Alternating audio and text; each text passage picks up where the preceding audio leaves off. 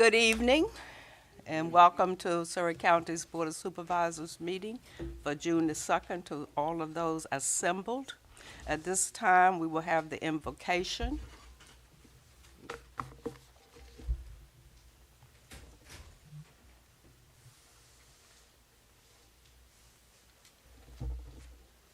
Okay, Pastor Logan will be doing the invocation for us this evening. Yeah, you can go ahead, Mr. Logan. To the Honorable Judy Little, Madam Chair, to the board members and all that are present, let us pray. Father God, in the name of Jesus, we thank you for your goodness and mercy. We thank you for your saving grace on this day. We thank you for your loving arms of protection that has been around us, that you have protected us from all hurt, harm, and dangers throughout this day. Lord, you blessed us with health and strength. You blessed us with a sound mind. And we just want to take a moment to just say thank you.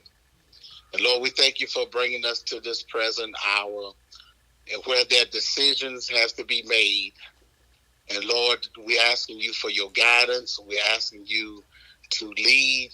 And we're asking you, Lord, that let nothing be done in vain glory, but let things to be done to your glory, oh God. Because if it's done to your glory, Lord God, you will be honored and we will be blessed. So we ask you to lead and guide the decisions that are being made, and that we will continue to be in one accord, and that we will have the unity that you are looking for. In your precious name we pray. Amen. Amen. Thank Amen. you.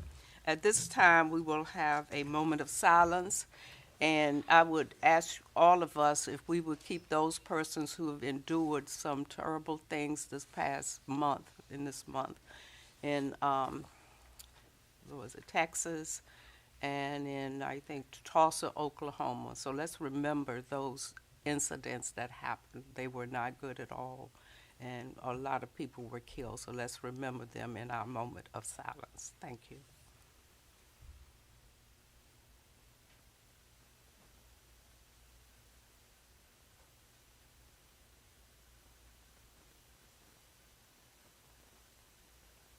Thank you. At this time, we'll stand and do the Pledge of Allegiance.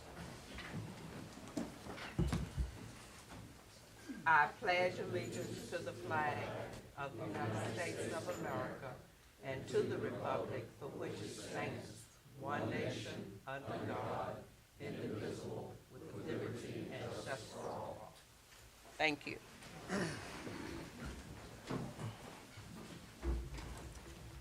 At this time, board members and staff, we have the agenda adoption. Do I have a motion? Madam Chair, I move that we would adopt the agenda as presented for our June 2nd, 2022 meeting. So moved. Do I have a second? Second. It's been moved and second. All in favor, let it be known by the sign of aye. Aye. Aye. Nays? Hearing none, ayes have it. Agenda has been adopted for this evening. At this time, we will have the county administration enumerate our consent items for tonight. Good evening, Madam Chair, members of the board, Mr. Harrison, Ms. Powell, and all those in the audience. We have consent items as enumerated. The first item is the approval of the draft minutes for May 5th, 2022. We have approval of our accounts payable for the month of April in the amount of $460,350.84. You have a proclamation for World Elder Abuse Awareness Day, and there is a request for a public hearing to be rescheduled. That is on the 2022 six-year secondary road improvement plan, and we're asking for that public hearing to be scheduled on June the 16th, 2022. Thank you. Board members, are there any questions on the consent items? Did you need anything removed, or are you okay with the consent items? And if so, we will have a motion, request a motion to approve. So moved. It's been Second. moved in second. All in favor, let it be known by the sign of aye. Aye. Aye. Nays? Hearing none, ayes have it. Moving forward, unfinished business, fiscal year 22-23 budget. Staff, you want to enumerate on that, please? Yes, this unfinished item, Madam Chair and members of the board, is for the board to establish a date to continue deliberations on the budget. So that is all that's being asked of the board this evening, is to schedule a date so you all can continue your deliberations and discussions on the fiscal year 2022-2023 proposed budget.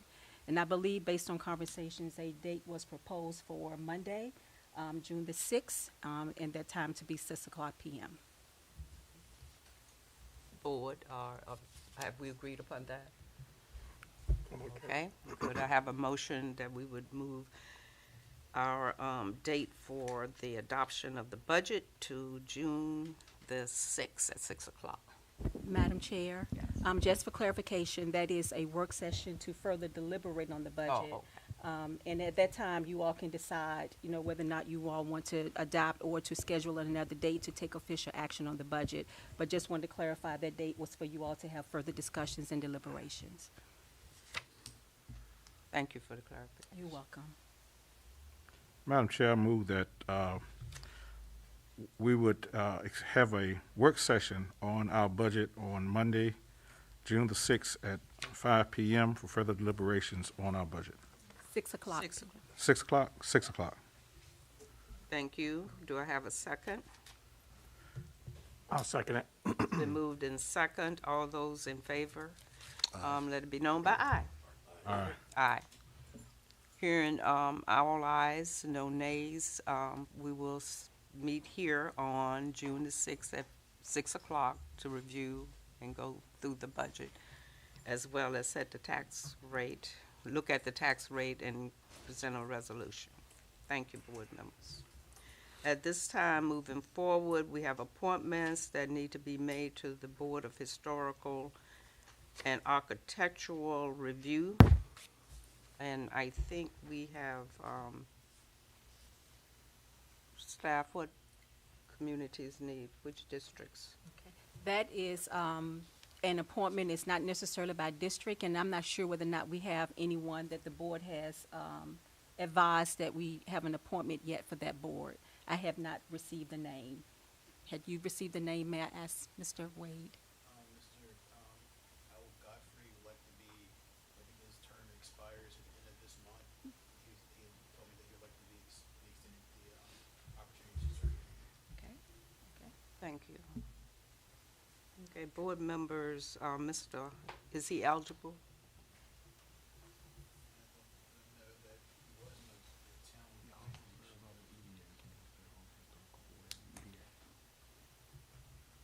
Madam Chair, is there a need for more than one appointment? One person, or what do we need to do? I don't think we need for one, did we? They need, it's a total of 5 people on the board. Currently, at the end of this month, after this month, we only have 2. So we need 3. Okay. And it sounds like, Mr. Wade, because Mr. Godfrey's term is ending at the end of June, Yeah. are we asking the board to at least go ahead and reappoint him if he agrees to, since he has agreed to be reappointed? Okay. And that would give us at least 3 members until such time we can get the additional. Thank you. Board, you have heard the request, and that is from Mr. Howard Godfrey, who has served and is willing to continue to serve if we would see fit to appoint him. Yes. Madam Chair, I apologize.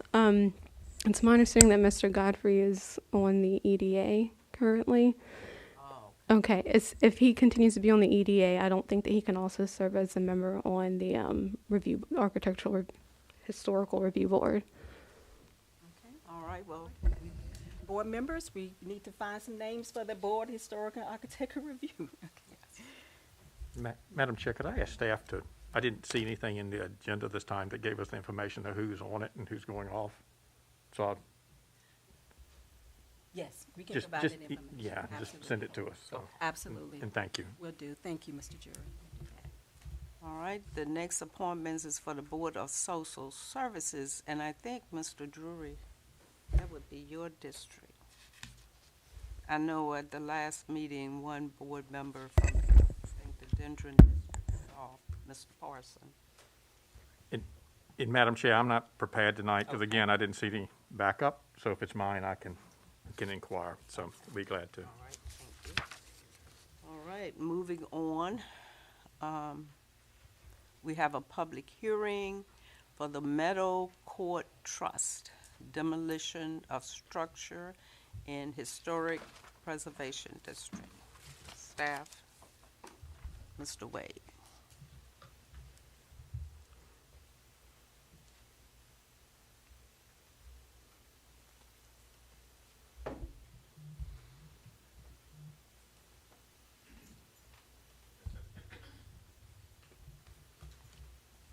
Good evening, Chair Little, members Good of the board, evening.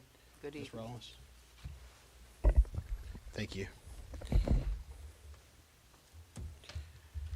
Just to summarize this project, this is a demolition request for a property that's in the Historic Preservation Overlay District. Part of that project is demolishing an existing non-historic addition. I have it on the screen that you see here in front of you. On the left side, the picture on your left shows the current condition of that, the current elevation, front elevation of that property. The portion on the right side of that, it is a 1990s addition that is not historic, and they're requesting permission to demolish it. There also will be, if you can kind of see faintly, but it's also in your packet. On the right side is where they plan to reconstruct what was previously there. They have gone to, and this is where they plan to do. This is the architectural elevation of what they will recreate on the right side of that, and it remove, I think, over 3,000 square feet of the newer 1990s edition. The demolition, according to our ordinance, is required to be approved by the Board of Supervisors, but only after it is reviewed by the Board of Historic and Architectural Review Board. It was approved by that body at 3-0 on May 18th, and then their body requires it to be reviewed by Historic Preservation or a group similar to Historic Preservation. So it was reviewed by Virginia Department of Historic Resources, because there is a easement on the property, which protects it even more so than our actual ordinance does. So they actually approved the demolition of it as well as the addition. So they approved it with some conditions that the addition actually have some stucco to make sure that people know that it's an addition, not the original portion, because they're going to revert back to what it looked like before. So planning staff just recommends approval for this project as it meets the Secretary of Interior's standards for rehabilitation, and revert back and start some good historic preservation here in Surry County. Thank you. All right. All right. We've had our presentation by the staff. We're going to open the floor at this time for public comments. And if you desire to speak about this subject, please give your name and your district. Thank you. And 3 minutes.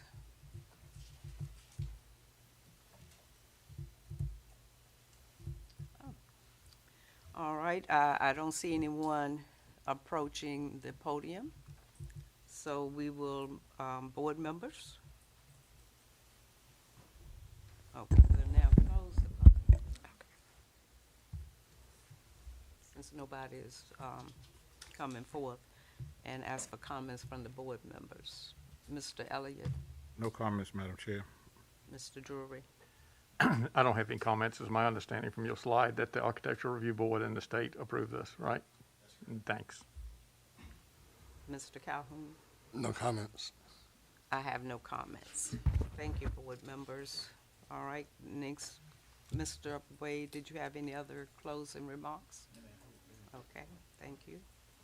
All right, at this time then, we've had our public hearing, so move on. Board members, did you want to vote on this tonight? Yes, Madam Chair. I would like to move based upon the due diligence of our staff and our recommendations that we would approve the demolition of the non-historical structure at 7735 Swans Point Road here in the county of Surry. And I'll second that. Okay, it's been moved in second. All those in favor, let it be known by the usual sign of aye. Aye. Aye. Aye. Nays, hearing none, ayes have it. Mr. Wade, it's been approved. Thank you. Our next public hearing for a conditional use permit for utility service major. We'll have the staff to present. Mr. Wade. Yes, ma'am. Thank you again. This project is, as you stated, this project is called Aligned RNG. It is a conditional use permit for a utility scale major. It is a regional facility to filter and process raw biogas to create pipeline quality renewable gas. The parcel takes up about 19 acres, and the project area is limited to approximately 5 acres of the parcel. This is a area of where the project will be located with the pipelines that will go to the site. Covers 4 localities: Surry, Sussex, Isle of Wight, and Southampton. They located this site based on a couple other factors. I think the last time we were here, I think one of the questions were, why exactly did they locate at this site? Why did they locate this site? Why not some other place? So they looked at approximately, so there's 10 other sites, and they evaluated based on environmental criteria, main road, buffers, adequate space, landowner agreements, neighboring easements, and location along existing pipelines. So based on that criteria, this site met their criteria to locate the RNG facility. And this just happens to be a parcel layout of where this structure will be located. And you can kind of see that orange line on the screen there. That is where the pipeline goes through that parcel. And so where they wanted to locate was adjacent to that pipeline. This is another view, aerial photos, photography of that area, where you see that pipeline to go through that parcel. And another question that came up too is, how close are residential properties to this area? The orange line represents, I believe it's 1,000 feet. So those that are within 1,000 feet. The blue line represents those that are within 2,000 feet, and I believe the yellow represents those that are within half a mile. A radius of the project that you see there in the middle at the green. And this is their site plan that they submitted to us, showing where that pipeline is. And you can kind of see where. I think you guys have a better view of what I can see, and mine's a little bit faint on my screen. But you can see where the facility is in conjunction with that pipeline. So, prior to our planning commission meeting or decision at the November meeting, there were 2 meetings for the application, one in August, one in October, and I believe there was another meeting this year in Dendron. But the concerns that we found were there were, sulfur removal, why that particular siting location, the concern about noise being generated, amount of traffic, and so those factors were taken in consideration. I believe the Align project, in the past couple months, they came up with some solutions here for sound walls.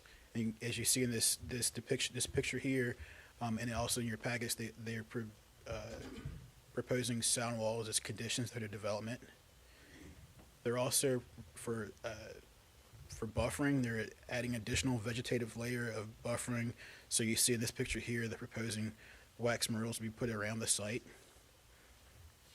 And additionally, to have a tree buffer to protect it from visual, just in case the property owners around it decide they want to cut their trees down for whatever reasons they want to cut their trees down, they can do that, but they still be protected from a visual visions of the site. So staff analyzed the site. We saw that the buffers that were presented in the packet and their conditions were greater than our M1 zoning standards that we have in place. The subject property is accessed by a private drive on a major thoroughfare, that being Route 31. Unlikely to smell gas on the site. However, they did provide conditions if there is odor on the site. So we'll go over those conditions in a little bit. We also provide the county with a diverse means for renewable energy. I think a lot of times we've been used to seeing a lot of solar projects, but here's another form of energy production that is not solar. It takes up less space as well. The use of the subject property will expand the tax base, in which we just discussed now. Some of the weaknesses, you don't have an emergency response plan at this time, but I imagine that we will once the site is completed. So we'll have that, and there's no project really in Virginia to compare it to, and you can kind of see that as a thing to kind of get straight. But we have had a lot of public input for this project, so that we have looked at it more than just one pass through. So, but there aren't any other projects to compare it to in the state of Virginia. Some of the recommended conditions that you would see found in your packet are how we access the site, emergency vehicle access, environmental protection, the visual screening that you've seen that we just discussed, buffering, development to conform to the plan submitted. It should be for third-party inspections at the applicant's expense instead of the county having to do those inspections themselves. If the project if there's no construction before 2 years, then it would expire. Although we are working with the line and they're ready to move on this project as soon as possible. I don't think that's going to be an issue. And land disturbance are withheld until all permits are obtained. And then when the Planning Commission voted, they did request a condition to be limited to an annual production of a renewable gas energy. And so, based on that, we will be limited to a certain annual amount of renewable gas energy. And we'll go over some other conditions later. This is what we proposed up until the Planning Commission. The Planning Commission meeting was held on September 27th. There were several concerns of the commission. They deferred the application until November 22nd. The commission required some additional information regarding sulfur removal, siting location, noise generated, and traffic to the site. The applicants did address that. They reviewed that information. Bowman provided a third-party review of the applicant's material. That information is in your packet as well. The commission recommended approval subject to the 9 conditions, and I believe they recommended their project to you all 9-0.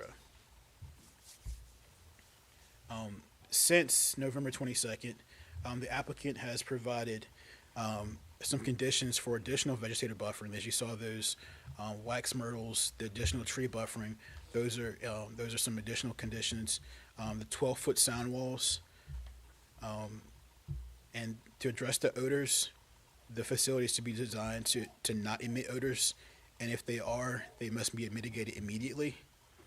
The applicant is also to submit annually a report to our county administrator locating the number and location of all hog farms providing methane to the facility, the amount of annual production of RNG, which is something else we're looking at too. Again, we're eliminating a certain amount. If they do want to change that amount or go above that amount, they'd have to go back and they have to go through another conditional use, amend the conditions. So another process similar to this.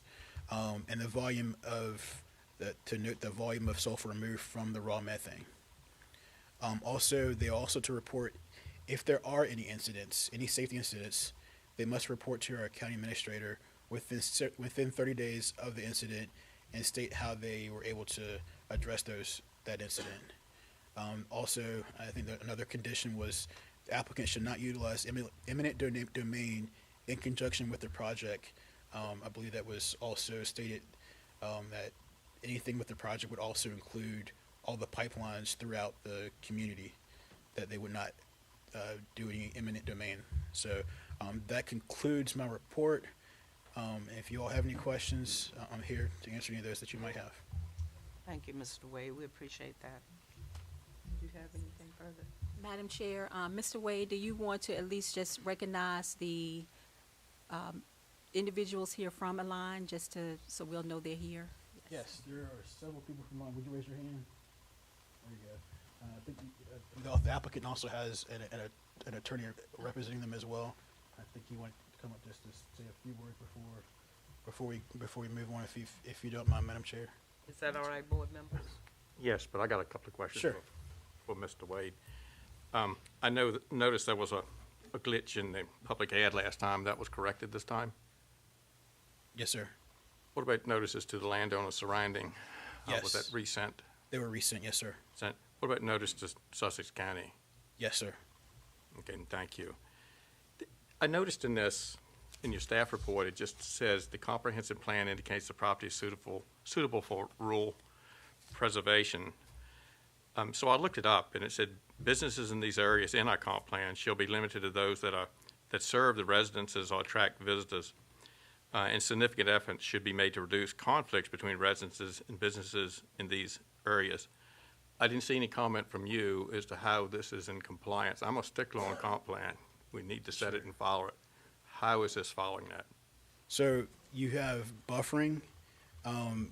You have, I think we address different ways to mitigate a project. So obviously there are, within certain parts of the community, you're going to have certain things that you typically don't have throughout a community. One of the things are substations. When you have electronic transmission lines and substations, you're typically going to have those in residential areas anyway, because that's your concentration of residential development. I don't see that here in this area of a large concentration of residential development, in my opinion, my professional opinion. But since there are residences in the area, we do need to make sure that we mitigate those in any sort of way. So sound barriers, I think that's a great thing to do. Addressing odor, addressing visuals. It is off the road. When you should not be able to see it. I think you have to make a special effort to see it from the road. Yeah, and I appreciate your comments, but that wasn't the one I really was looking at. It said businesses in their areas should be limited to those that serve the residences or attract visitors. How is it serving the residents there in that area? That's what I was getting at. Okay. Mitigation, I understand, and I just didn't see anything written up, and Okay. you don't have to. I don't have anything to draw on that portion. I just understood. And I only had one other question. When you said, because I was on the phone call long ago when I brought up eminent domain to the attorneys at Dominion. Condition number 14, it shall not utilize eminent domain proceedings to acquire any easement rights in connection with the project. The project is too generic. I think you can understand it. You said, however, that I don't think we can defend that. I don't know what the project is. I mean, I think at this stage, if you are proposing to tighten those conditions up, that might be something the applicant would Sure. like to talk about, I guess, prior to. I think at this point, these are staff and planning commission driven. It's up to you as a board to decide upon that. So if there are some things you want to kind of amend some of those conditions that we presented to you, that is within your power to do I that. understand. I just wanted to bring it up that one was loose, if you understand me. We couldn't enforce it, so thanks. That's it. Thank you, Mr. Wade. Any other questions of Mr. Wade? Board members? Okay. Mr. Wade, thank you. Did you say you would have some other comments later, or have you finished your comments? If there are any questions later on, I'll free to address them. I think the applicant does want to Okay. present, or I don't know if they just want to speak to you. All right, okay. Is that all right, board members, for the applicant, lawyer to address the board? Yes. You may.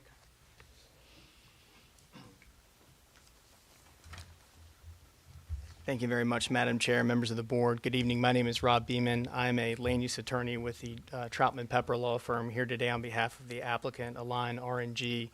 I'm joined this evening by several members of the Align RNG senior leadership team, including Ryan Childress, Becky Kiss, Justin Pope, Craig Westerbeek, R.O. Britt, and also several members of our engineering and design team.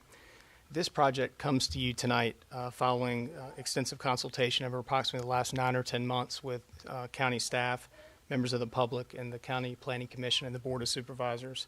As a result, you have before you tonight an application that is the result of an extremely collaborative process, but also one that incorporates the feedback we've received from the county and from the public. This application was originally before the board back on January 6th for the first time. My understanding is at that time, Mr. Elliott requested a continuance of this matter in order to give us a chance to incorporate additional mitigation matters into the application. And of course, that has happened since that January meeting. As Mr. Wade went over, we have added a series of conditions to address the concerns we've heard from the board and from the public. Mr. Wade went over those, but I just wanted to quickly touch on those again. They include a 50-foot easement that we've negotiated with the property owner to protect an existing mature tree buffer around the site to make sure that nobody can cut those down. Additionally, we have proposed a 12 to 15-foot sound attenuation wall against the mechanical components of the site and a screening hedge, a solid wax myrtle screen hedge around the interior portions of the site. We have also added a condition that no objectionable odors would be produced by this facility and conditions that require reporting of any safety incidents, but also annual reporting of kind of the facility operation. And then finally, a condition that prohibits the use of eminent domain. And with respect to that one, I talked to my client when we heard your comments, Mr. Drury. We're willing to tighten that up. We're not planning on using eminent domain either for the site itself or any of the pipelines that are associated with it. So no eminent domain is planned at all. Just want to point out that this proposed site is extremely well suited for this use. It's naturally buffered. It's not visible, from surrounding rights of way, even though it does have adequate access. It's not affected by historical, cultural, or environmental resources, and it's located adjacent to the existing pipeline that we can tap into. With the additional conditions and the design modifications that we've proposed since January, as a result of the input we've received from the county and from the public, you have before you tonight an application that meets all of the county criteria for the approval of a use permit, which is reflected on page 5 of the staff report, where the staff kind of broke down how we comply with each of those components of the use permit considerations. Just to briefly summarize, this matter comes to you following extensive public outreach with a unanimous recommendation of support from the Planning Commission. The applicant has worked closely with the county and with the public to address the concerns we've received with a series of conditions. This project presents an opportunity for the county to play an important part in the reduction of the emission of methane associated with local agricultural uses. It's consistent with a comprehensive plan and will produce significant tax revenues with very minimal impact on county services or adjacent properties. And with that, we certainly thank you for your consideration of this application, and we have our team to stand by for questions. Thank you. Madam Chair, I do have some questions. You might want to, and staff, if it's okay. I'm sorry. Staff. Over me. Just, you can hang tight. Okay. Yes, sir. So, and thank you. Since this is in the district I represent and project fairly close to where I live. And staff may have to answer this one. The map that Align provided to me when I chatted with them, and I think I saw it on the screen, it shows 34 homes within half a mile, of the site. Sorry. And thank you, Mr. Wade. Yeah, this map shows 34 homes within a half a mile of the site. If you look at the census, the latest census they got online, it indicates, do a little math, 2.3 people per home. So this represents about 78 and a half citizens within a half a mile of this site. And I know if you live in downtown Newport News and come out to Surry County where I live, they think it's wonderful, and it is. However, Surry's average density per half a mile radius is only 12.6 citizens. So this site is in an area 6 times more dense than Surry. Why this site? Yes, sir. No, thank you, Mr. Drury. There were a number of considerations that went into site selection in this case, and certainly the applicant did consider a number of additional sites throughout the county and in surrounding counties. It was important to the applicant first that it be obviously near the existing gas pipeline, but also they needed a site that had good natural buffering, which this site does provide. It's got good forested buffer surrounding it. Additionally, they needed a site that did not impact cultural, historical, or environmental resources. And so this site kind of was a confluence of all those factors. And then, of course, we had to have property owners that would work with us. Another question Yes, sir. is, and this family said it was okay for me to mention this. I do local government land use law myself. The Three-Witt family across the swamp to the north, I don't know if you're familiar with that property or not, the line comes through it, had come to me to discuss this project way back. And at first they were opposed, and then they said, yes, we'll allow them to bring the line across our farm. They said that their property was selected as an alternate site for this methane conditioner, and that they would still welcome it. I don't know if you're familiar with that. Again, is staff familiar with that? The Three-Witt property to the north and not county? The line. I am not familiar with that property, sir. As I noted, I know there were at least 10 properties that we had looked at. I'm not sure if that was one of those properties, but certainly there was a kind of a matrix of criteria that we examined. But I can't speak to that property in particular. I didn't see that on the maps that had been presented to us, but just want to let staff know that they still are welcome. We're somewhat down a little bit because they would like the cash. And I looked at that site myself. The electric line, of course, is not on the gas line per se, but you can get on that farm and there will be no homes within a half a mile radius of it. And it's about 1.25 miles from the gas line, and it would actually cheapen this segment. It's my understanding that you weren't there. I think Mr. Klein was there. We organized a meeting in Dendron, and they were explaining to us the different crossings, and in other words, that this project was just on the north side, Spring Grove down. Kind of concerned me that after that meeting, again, this family came to me and said that they were an alternate site, and it hadn't been mentioned, so I just was curious, and it looks sir. like a better. Yeah, no, unfortunately, I can't speak to that site in particular, but I do know that we did analyze a number of sites. Understood. Lawsuit in North Carolina. Stumbled across that online. Are you familiar with that? No, sir. No or yes? No, sir. Maybe staff? Clean Air versus North Carolina Department of Environmental Quality, in which Alliant RNG was an intervener in the lawsuit. It was about emissions and controls, and in other words, there was a settlement in North Carolina. So staff aware of that? No? We've talked about in the meetings, in the community meetings, numerous times about citizens going down to North Carolina to view that project. I was a hog farm corporate guy down in North Carolina myself. I'm fairly familiar with Duplin and Sampson counties and so forth and so on, so where this digester is located, and knew we could travel down there to see it. That never occurred, and it just concerned me that during these conversations with Align, that this lawsuit, citizens, well, we had to Google it to find it, and quite some, let's just say, the project got sued. Yeah, unfortunately, sir, I do not represent Align down in North Carolina. I'm unfamiliar with the subject matter of that lawsuit. And so there's none in Virginia that I'm aware of, but there is one in North Carolina. I just want to let the board members know that there was a fairly major lawsuit in which there was a settlement agreement over leaking and emissions and so forth from there were concerns in North Carolina that had to be litigated. Again, I would have liked that to have been mentioned by Align. And I'm not opposed to this project so much, and I know I'm not here to lecture you, but I'm a board member that represents the district, and I've told Align this numerous times. My property line is 1,500 feet from this site. No one's ever come over to visit or get my input in this project. Would have been nice to have discussed the lawsuit in North Carolina before we found it online, and thank you. Sorry y'all didn't know about it.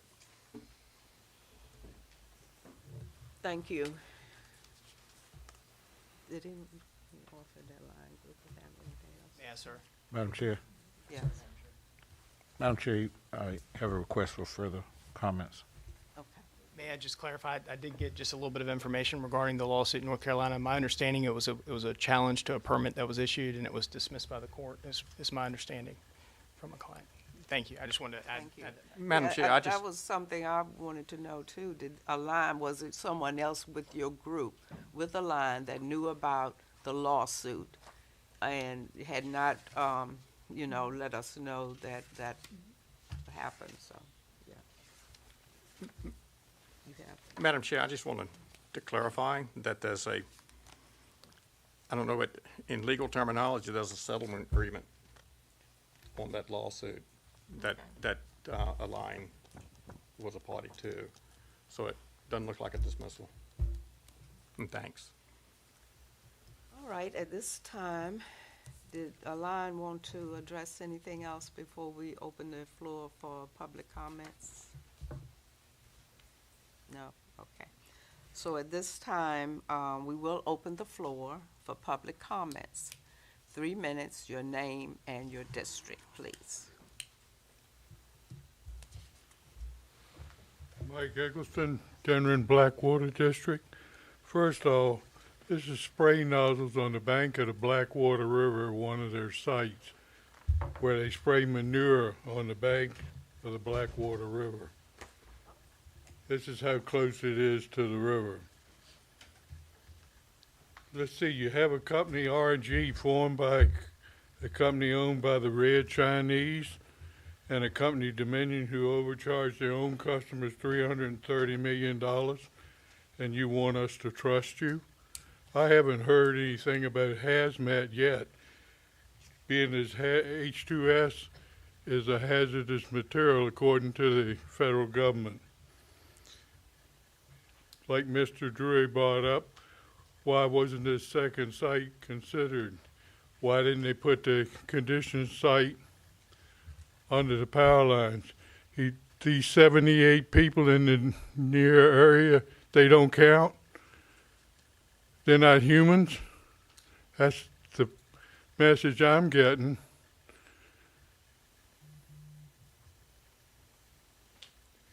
And this site has pipework crossing under 7 bodies of water. What is the guarantee that there's not going to be a leak under these 7 bodies of the water? We made the Army Corps engineer well aware of this. One of their sites has 7 lagoons on it, and by their own admission, they're not going to cover all 7. So it's a whitewash, smoke and mirrors. Smoke and mirrors. Greenwash, because the gas is going 40 miles away to Hopewell. In their statement, it said something about local businesses and local people. 40 miles away is not local.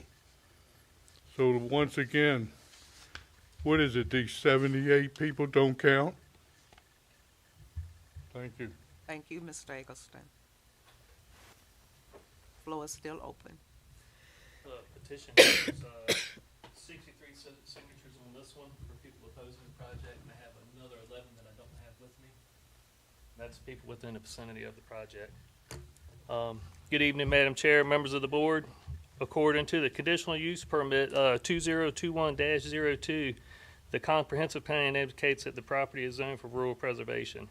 Article 4 Rural Preservation District Farms and Land in Virginia states, the district is established for a specific purpose of maintaining the rural character and felicitating existing and future crop farms and non-intensive agricultural options. The conservation of natural resources and discouraging suburban sprawl. It also provides a way to conserve natural, scenic, and historic resources. In the past meetings, I've expressed my concerns about the impacts of local environment, such as several endangered species in the area, possible groundwater contaminations, every home is on well water, irreparable damage to the Blackwater River. There's wetlands on the build site that go right to the Blackwater River, air pollutants, and constant noise pollutants. Align has been playing dirty pool with all of us. Each time we've had a meeting, their story changes. Originally, the supply lines going to the facility were only going to be 2 to 4 inches in one of them. At the last town meeting in March, found out that it's going to be 2 lines, and it could be up to 36 inches. They had truck count was going to be 2 trucks a year, when actually it's going to be 5 trucks a month plus maintenance vehicles. Surprise on that. Well, what other surprises will there be? This is also a multi-stage project. This is stage 1. If they can't secure their land rights for stage 2 and stage 3, then they will be trucking the product to the facility, which means more trucks damaging our roads and endangering our residents. You stated that there was going to be $200,000 a year of taxable income, which in the big picture of things, that's nothing, which leads to what's going to do to the value of our homes and our properties. According to a mortgage company I spoke with regarding the project, they stated that the lines in the condition of the facility could make our properties ineligible for lending. That's a lot of properties at risk and loss of income for the county of Surry. This project needs to go somewhere else, like Proctor's Bridge Hog Farms, where there's no one around, not in the middle of one of the most populated areas in Surry County. So my question to the board is, what's more important to you in the county of Surry? The residents, registered voters and their families and the land they live on and work hard to preserve, or a company that is going to destroy our community for $200,000 of taxable income? You were elected to be the voice for the people and what the people want. This is not what the people want. This should never made it past the planning commission. Thank you. Thank you. Excuse me, sir. May I get your name and your district Abram again, Ketchum, please? Dendron District. One more time. Abram Ketchum, Dendron. Thank you, Ms. Ketchum. Floor is still open for public comment.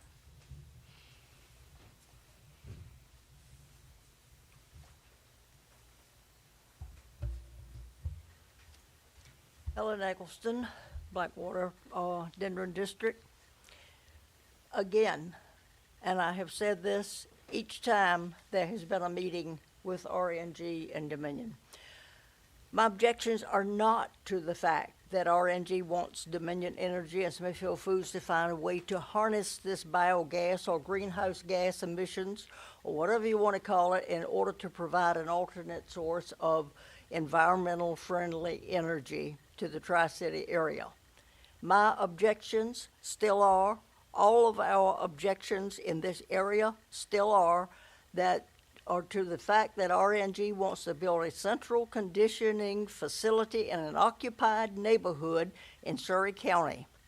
Page 11 of 556 pages of the staff report and assessment states there is a minimal number of residential use parcels around this site.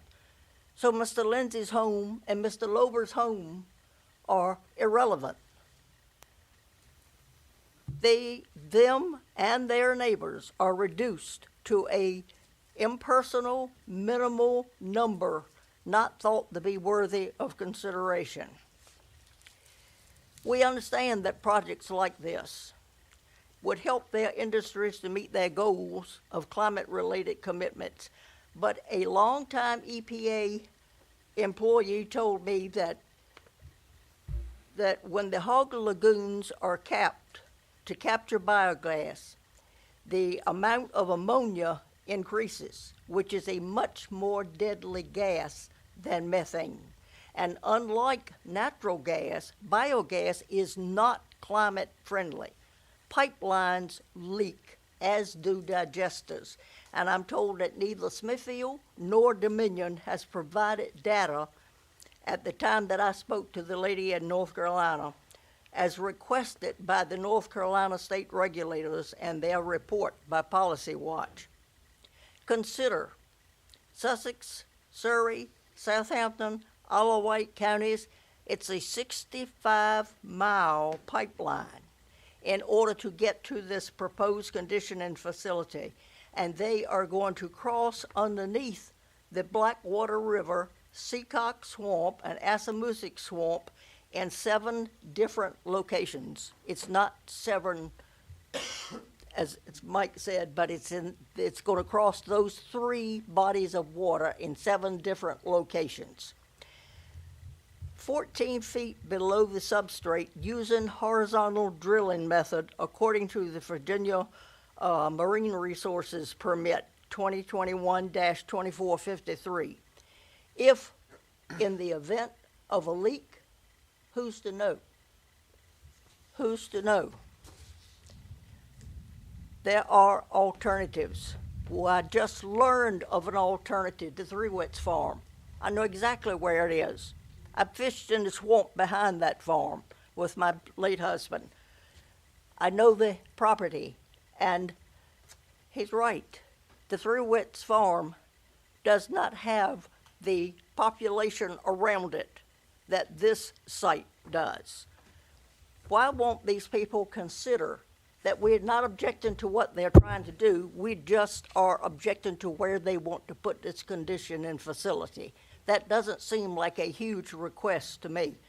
I implore you as a board to insist that they choose another location away from occupied homes and families. Thank you.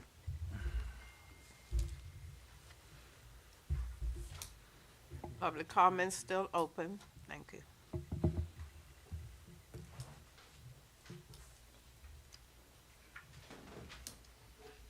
Harold Jones, Surry District, and I would ask that you all approve the conditional use permit.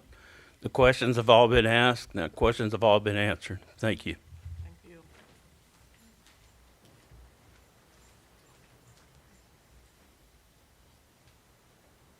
Madam Chair, board members, good evening. Oh, name. Dwayne Perry, Surry County. Well, actually, Spring Grove. Okay, thank you.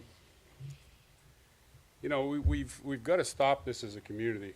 When something attacks us in one location, it's get rid of it over here, let's put it over here in some other part of our location. Some things are just not good for Surry County altogether. Doesn't matter where you put it. I think we've done our fair share with solar farms in this community. We've got more than our fair share of solar farms all over the place, and I'll tell you, this county does not look like it used to when you go down the roads.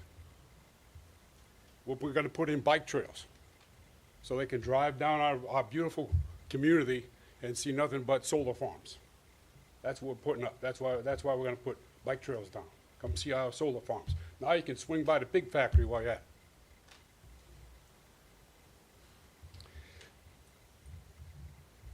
Alternate fuel companies smell blood in the water. We didn't stop solar when we should have stopped solar. Now we got a big farm coming. There's going to be more things coming to Surry County. Our Board of Supervisors needs to stand up and say no for the community. That's the bottom line. You owe it to us to have a good community to live in. You owe it to us to make sure our kids, okay, have opportunities. And we're not getting it. Instead, we get alternative fuel plants. The white elephant in the room, when I looked at those slides up there, we want to make it look pretty. We want to make sure you don't get smells. Okay? But the white elephant in the room is sulfur is flammable. If something happened and that plant goes up, do we have the adequate resources to put that fire out? How many homes are going to be impacted if that plant goes up? Nothing been directed on that. Nobody said anything about that.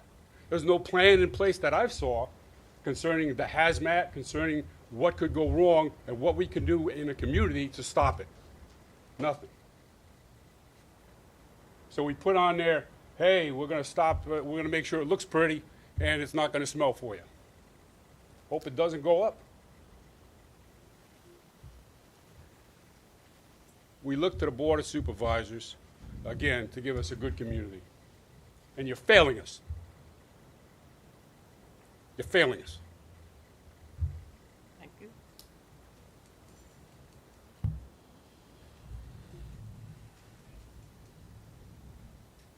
Susan Corbella, Spring Grove. I'm going to kind of go off of what Mr. Perry said.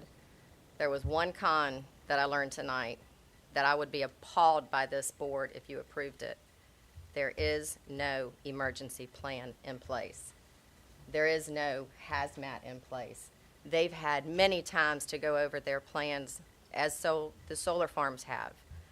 They come with some types of hazmat stuff, emergency stuff.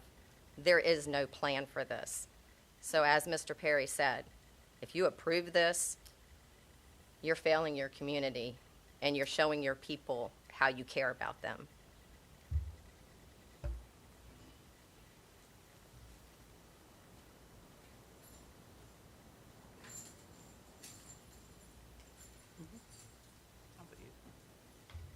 Bonnie Perry, Surry County. Let's be honest what this is really about. It's about pig poop. A big fancy company wants to bring pig poop into our community because they just don't give a shit about us. They don't care about our health.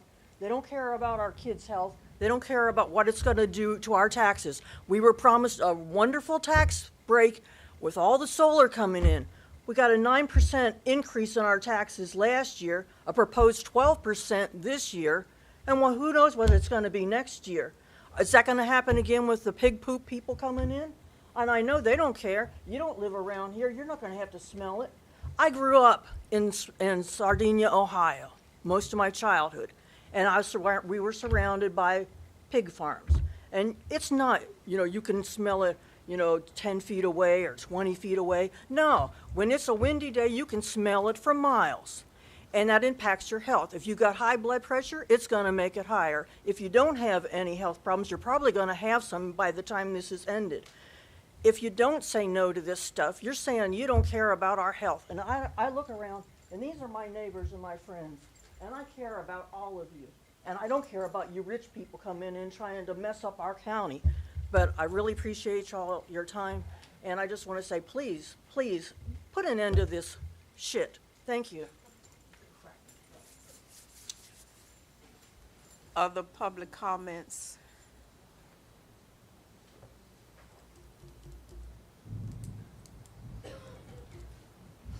Good evening, Board. My name's Walter Holsworth from Wakefield. I'd like to mention that been in Wakefield most of my life. Business owner there for 42 years, and I live fairly close to a hog farm myself. But also been working with formerly Columbia Gas Transmission, which is TC Energy now, and I'm a compressor station operator. Have been for 10 years. The compressor stations are very safe facilities.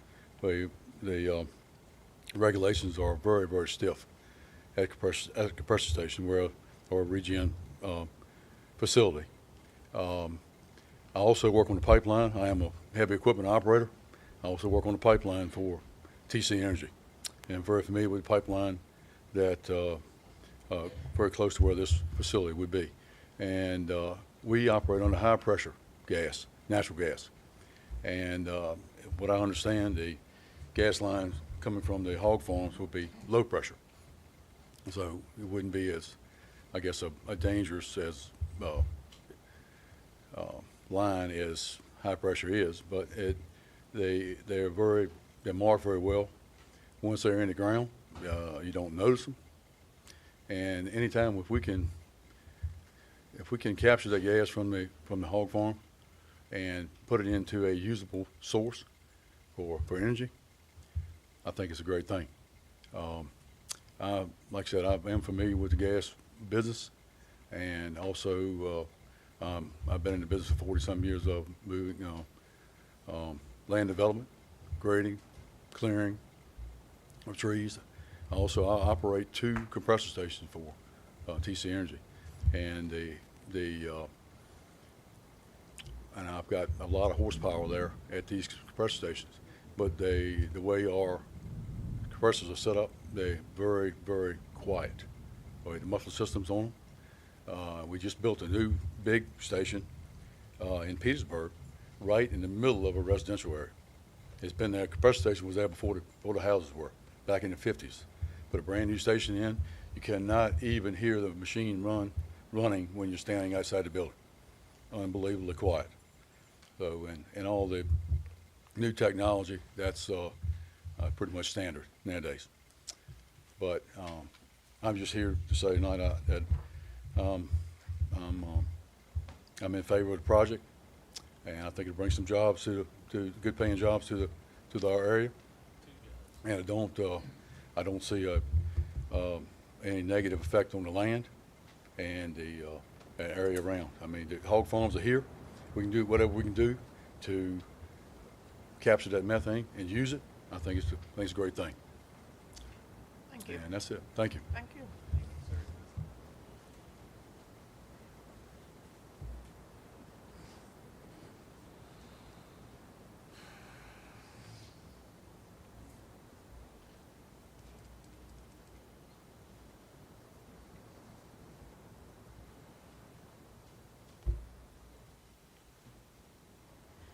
Diane Cheek, Surry District. In listening to the comments tonight, I think Mr. Drury brought up a lot of good information that I know, being a member of the Planning Commission, that we didn't have access to. And also with this map showing the number of houses, my driveway is actually about a third of a mile. So I kind of think about, well, what would it be like to have something like this? Because you're saying that most of this circle is within what my driveway goes. So I know personally I would not want this that close. So I do think that further research should be done to find a better location for this facility. Thank you. Thank you.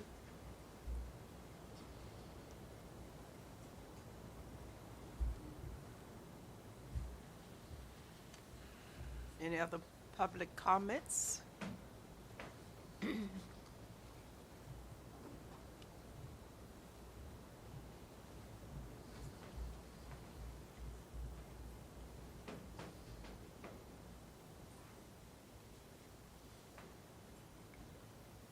Madam Chair, members of the board, Kevin Monahan, I live in Carsley District. I'm here again tonight to support this project. It's good for the environment. It's good for Surry County taxes. The opportunity for Air Family as an agricultural producer and producing corn that Smithfield buys from us to feed the hogs that produce this methane gas that's being made into a renewable gas. It's a good cycle, it's a good project, and I urge you to support it. Thank you. Thank you, Mr. Monahan.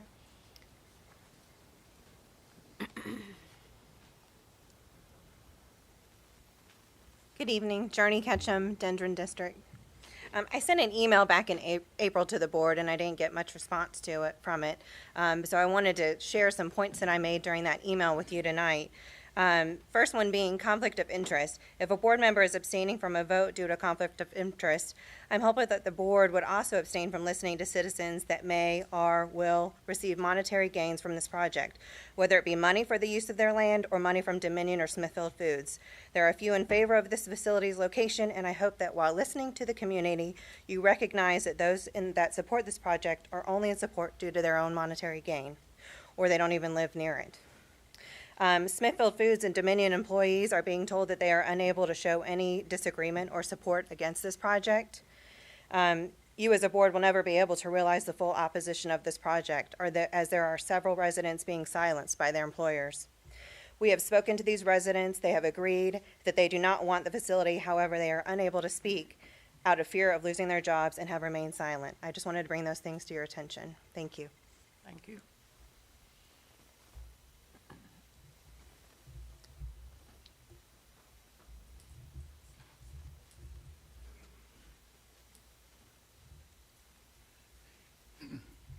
Chair, members of the board. My name's Tommy Hart. I live in Chesapeake, but I own Campground Farms in Spring Grove. I have, within a mile, I got a hog farm here. I got a mile, I got a hog farm here of my property. I own 2 houses in Surry, and they're taking some of that gas from around me and using it. So I feel like that it'll help me and help the people around me, because it's going to siphon off some of that smell and take it and put it to use. So I am in favor of the project, and I would ask y'all to approve it. Thank you. Thank you.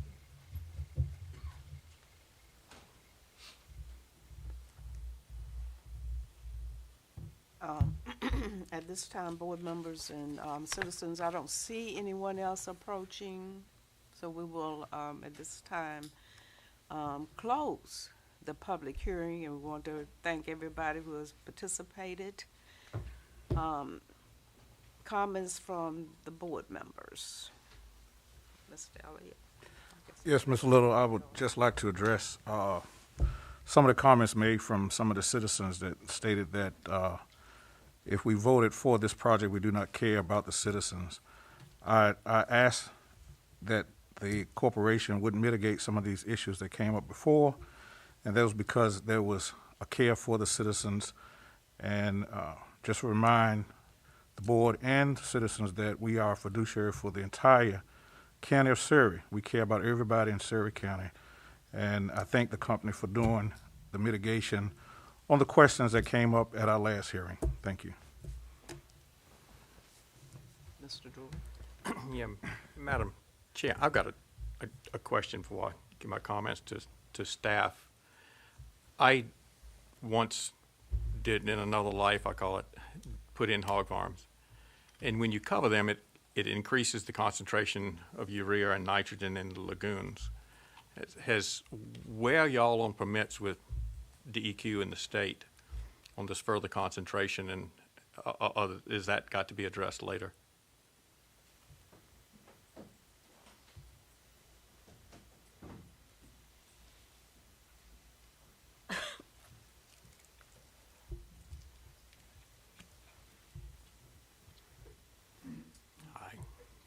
Madam Chairman, Board, R.O. Britt, Smithfield Hog Production. All these facilities are currently permitted to have digesters, so that has all been accounted for and approved by DEQ. Thank you. Yep, and just for the record, there's no planned expansion of any of these facilities. They are all currently existing facilities. So these would not increase any inventories or change what's on those facilities from an animal standpoint. Thank you. Yep, thank you. Madam Chair, if I may continue. You know, there's always a debate in politics as to whether you represent the citizens and listen to them, or whether you make your own decisions and then push them back down. And I'm the first. I listen to the citizens. And I've been asked, if you don't agree with the citizen, what happens? Well, that hadn't happened since I've been on the board, so I don't know. But I do know that this project, you know, I live, again, where if it's not buffered well, I'll be able to see it down the gas line. But that's not my point. My point is I spent some time and appreciate Mr. Ketchum going out too and introducing me to some people that I don't know. And always amazes me, you live in the country and you don't know the people that live a half a mile away. But I did get the opportunity to knock on doors. And what I found, I don't know how many doors I knocked on, several evenings. And, you know, I got other things I want to do on the weekends other than this. But I felt it was important, and I want to tell the board members it was important what I heard. I don't know that I saw anyone get up here that lives close to this evening that said they were okay with it, that lived remotely close. And that's a big deal to me, because on those 40-plus doors I knocked on, it was 3 people that supported this project. They either worked with Dominion or worked with Smithfield Foods.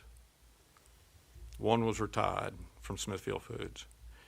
One said his company contracts with Smithfield Foods, and he was told to be silent.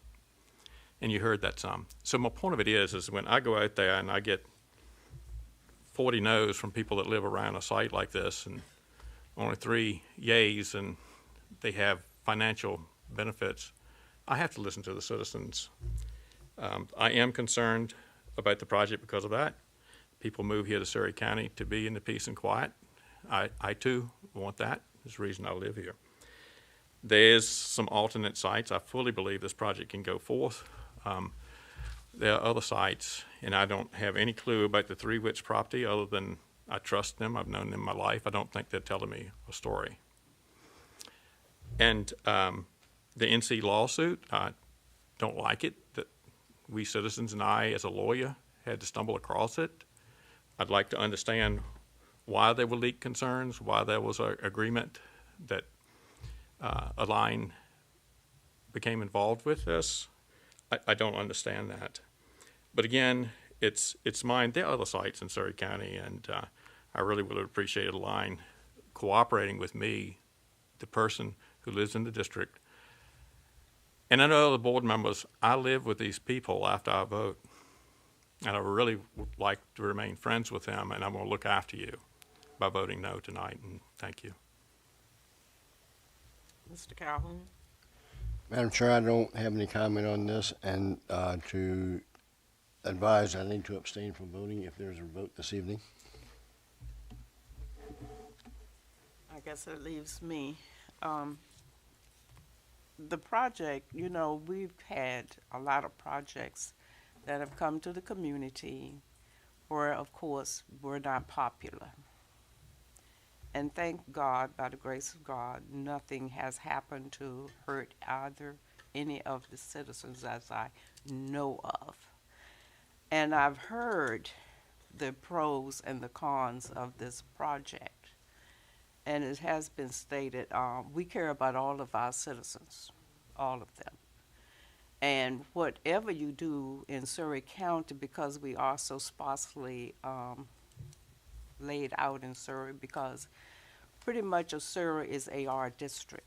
And so as the planners and board members, we do make the decisions as to when, if things and projects look appropriate for the county, we do have to make a decision about the safety and the issues that have been raised by most of you here tonight and previously at the previous hearing.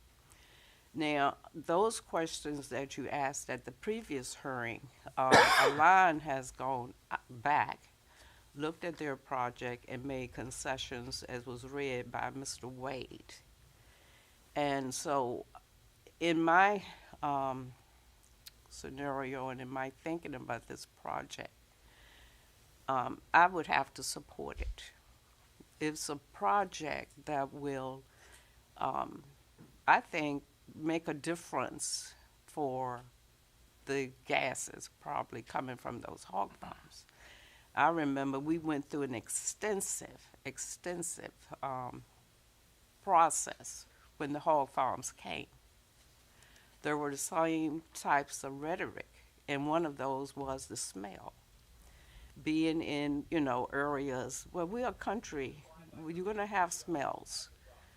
As far as gas, people have gas in their homes, you know, so why would we think that gas is going to, you know, have an issue of exploding? There was a explosion recently in Southampton County in a home.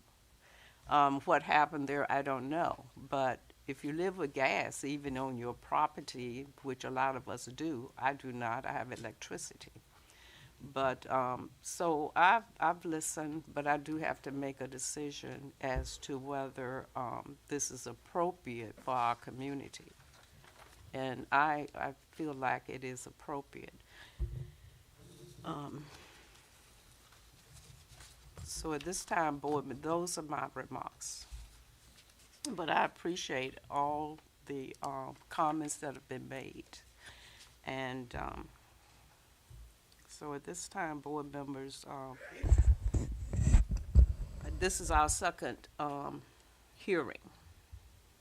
And I don't know if tonight is the night that we would vote on this or put this to another night. But at this time, I would like for there to be some closing remarks by staff.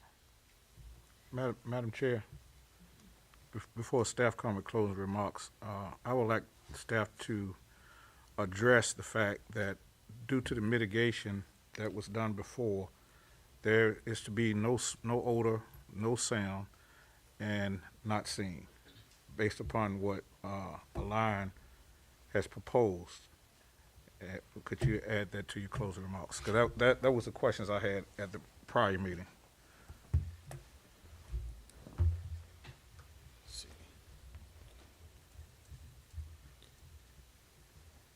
Yeah, the address, what you addressed was correct. They did add conditions. I believe it was 4 conditions, and then the 5th condition was that there would be no eminent domain. I think that might be a condition that we kind of, I think Mr. Drury said if there could be some type of way to tighten that up, if the board sees fit to approve the project, to tighten that up if the board sees fit. But there were 4 conditions that were addressing the smell, the sound, and it's also the visual buffering of the site, and that's what the applicant had addressed since I think since March. I think it was a March meeting that was had in Dendron. Late February, and I want to clarify for that. That was a Dendron District meeting. It was not brought by a line. Right. Thanks. Okay. Thank you. But yeah, that is something that we addressed with the attorneys after listening to the meeting. I believe it was in January. After hearing from the public at the public hearing, we did address those concerns, and they brought back conditions, and we agreed with the conditions, and therefore that's what you have in your packet tonight. Is those a culmination of what you saw at the public meeting and discussions with the applicants. So you do have those additional conditions tonight. Madam Chair, if I could ask staff this. At that meeting in February, and you clarify if you remembered something differently than this, they claimed at the last meeting to delay it that there had been changes made. They did a fairly extensive presentation in February with the meeting. I haven't seen any changes since then. I just wanted board members to understand that. Since we met in the Dendron District with them, the changes that I see on this were the changes that they presented at that meeting, and I just wanted to clarify that. And the other thing is, you're not familiar with the North Carolina project where they got sued? I'm not familiar with that project. I do know there was a project in North Carolina, but I was not familiar with the lawsuit. I was just wondering whether they followed the conditions there before they got sued. Conditions are conditions. The only way people have to enforce them is lawsuits, and there was a lawsuit in North Carolina. So, again, concerned that we don't understand the details of that. And thank you. One last question for me, Madam Chair. Yes. What was the report from the Planning Commission, or what advice did they give once the project was presented to them? They actually at first they wanted to hear some more information as well. So they deferred it for probably about 60 days. An applicant gave them all the material they needed, and they voted in favor of the project 9-0. Thank you.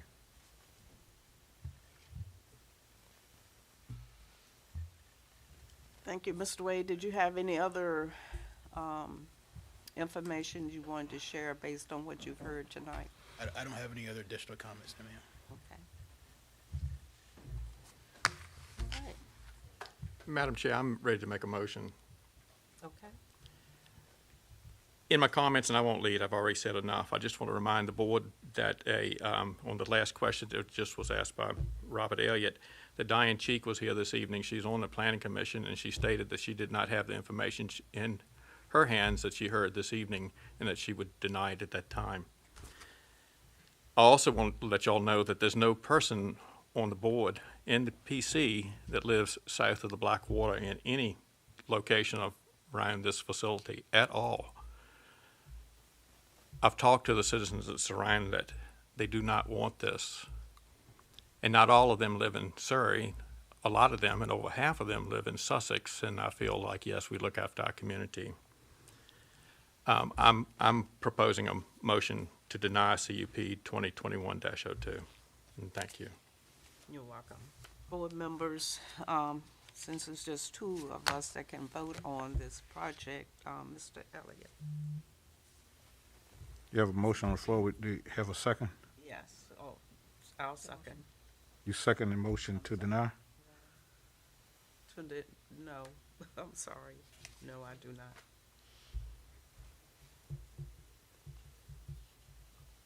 So the motion dies. Are you seconding? No. Madam Chair, the motion by Mr. Drury at this time has failed, so at this time I will make a motion that we would approve the CUP conditional use permit for line RNG for the 19 acres, 5 acres in use for the methamphetamine plant here in Surry County. There's a motion, it's been motioned, and I'm the only board members that can do this, so I vote yes I'll second the motion. The motion has been seconded, and The chair. I guess ask Ms. There was a question asked about can the chair second, and I believe she can on this. Yes, she can. So the motion is carried. You've got to take a There vote. has to be a vote. Okay. There are 3 people, so 3 people need to vote. I'm sorry, Ms. Powell, can you repeat that? There is a motion on the table that's been seconded, and now there needs to be a vote of the board members that are able to vote. Mr. Calhoun said he is not voting, so that leaves the remaining 3 members to vote. My vote is yes. My votes are very, very strong, no, and disappointed tonight. Vote yes. Thank you. Thank you. Thank you, board members, and thank you, citizens. We appreciate your involvement in tonight's public hearing, and we feel that things will work out well for both the county and Align and its citizens. Thank you. The motion is carried. Madam Chair, point of order, for staff. Just a question. Can the person making the motion vote the motion? Yes. Attorney? If I understood the question correctly, is whether a person that makes motion can vote on the motion. The answer to that is yes.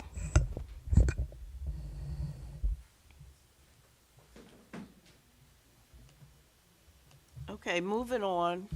At this time, we will have the county administrator's report. Yes. Good evening to all again assembled. Just a few updates from the administrator on this afternoon. I do want to take the opportunity to recognize some staff who was present. I see that Ms. Nicole Carter was here earlier, our HR manager. Mr. Jabri is here. And also we have Mayor Savage who is here this afternoon with us. Mayor Savage, good to see you. And also we have Dr. Sims, our school superintendent, who is here. Again, good evening, and I hope that each of you have had a good Memorial Day weekend and, of course, paid honor in your own way and got a chance, hopefully, to relax just a little bit over the holiday. One of the things I do want to mention, thank you, Mr. Jabri, for sharing this report with me this afternoon, but just wanted to give the board and the citizens a brief update on our rural band not our project, but just providing some statistics that Prince George Electric Co-op provided us on the number of active rural band users in Surry County. Right now, board members and citizens, we have 1,529 users of rural band in Surry County. And of that amount, 568 are actually Dominion customers, and the remaining 961 are Prince George Electric Co-op customers. So that is an excellent report. The contract for the VITA grant was actually with 1,339 homes, so we have exceeded. So that is good news that our citizens are taking advantage of the infrastructure that was put in place for high-speed internet in Surry County. There are about 136 pending applications, and also there are 40 businesses that are connected to rural band. According to Prince George Electric Co-op, about 8 new applications are flowing in to them from Surry County residents. About 8.5 applications per week is what they're averaging. Just a brief update on the Board of Equalization hearings. Those dates have not been set by the Board of Equalization at this time, but the Board of Equalization is having a reorganization meeting, I believe, on next Friday. And after they have that meeting, they will set the times and the dates for any citizen who needs to set an appointment. And that information, of course, will be published in a public notice and also available on the county's website for anyone who wants to take advantage of going to the Board of Equalization. And my last comment on this evening is to save the date. We do have our 4th of July community event. That date is going to be on July 2nd. And yes, there will be fireworks. If you recall, there was a concern on last year that we could not, because of COVID, get fireworks. But there will be fireworks, board members and citizens, on July 2nd. The park opens at 4:00 p.m. There will be live bands, vendors, and activities for kids. And lastly, the fireworks. So that concludes my comments on this evening. Okay, thank you. You're welcome. Staff, any questions? Board members, any staff questions? All right, at this time, We'll open the floor again for public comment. Excuse me.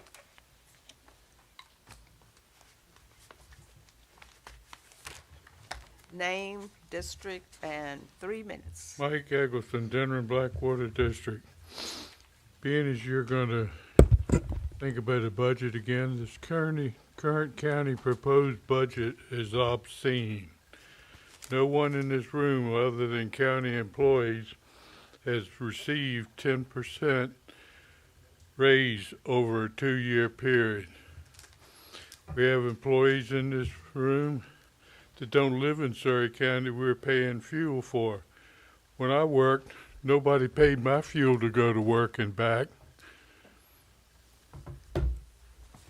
Proposed school budget increased 18% to $20 million. $560,000 for athletic improvements. If you put that on teaching arithmetic, English, geography, and history, our students might be doing something. We have a ratio of 9 pupils to 1 teacher. The state average is 17. How come we're not graduating Rhodes Scholars?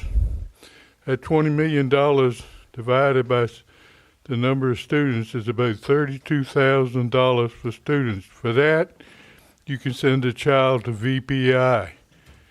Yet, we're below the state average on SOLs, and SOLs are a minimum standard.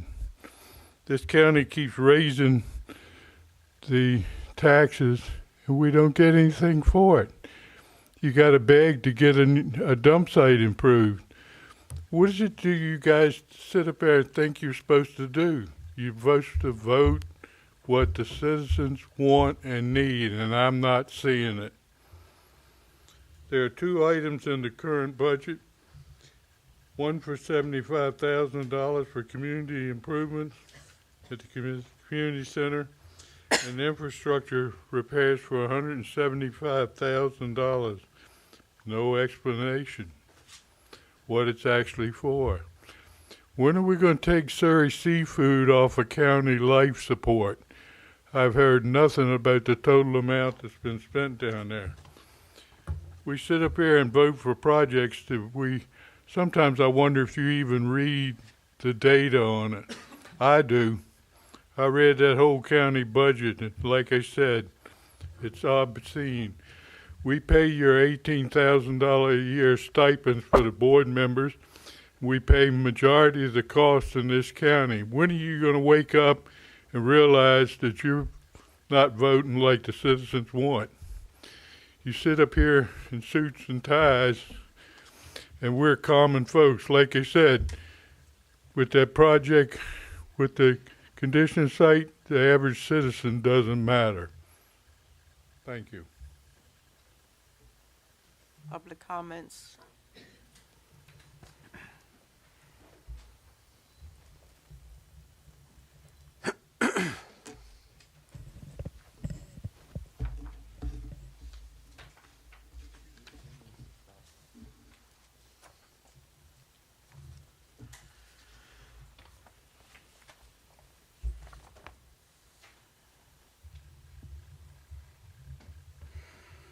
Robert Chandler, Bacon's Castle District.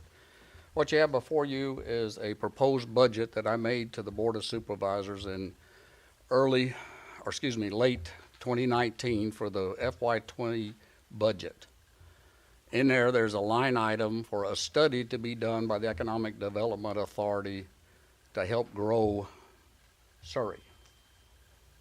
Attached to it is a letter from Sam Edwards to the Executive Committee, which I was a member of since I was the secretary.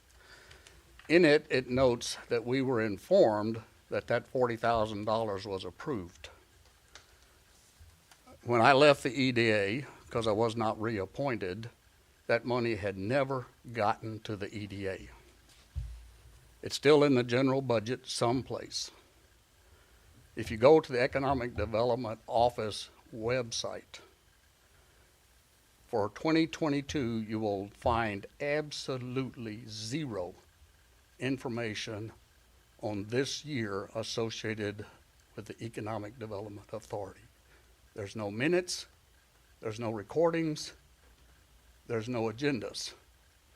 Why aren't they there? Thank you. Thank you.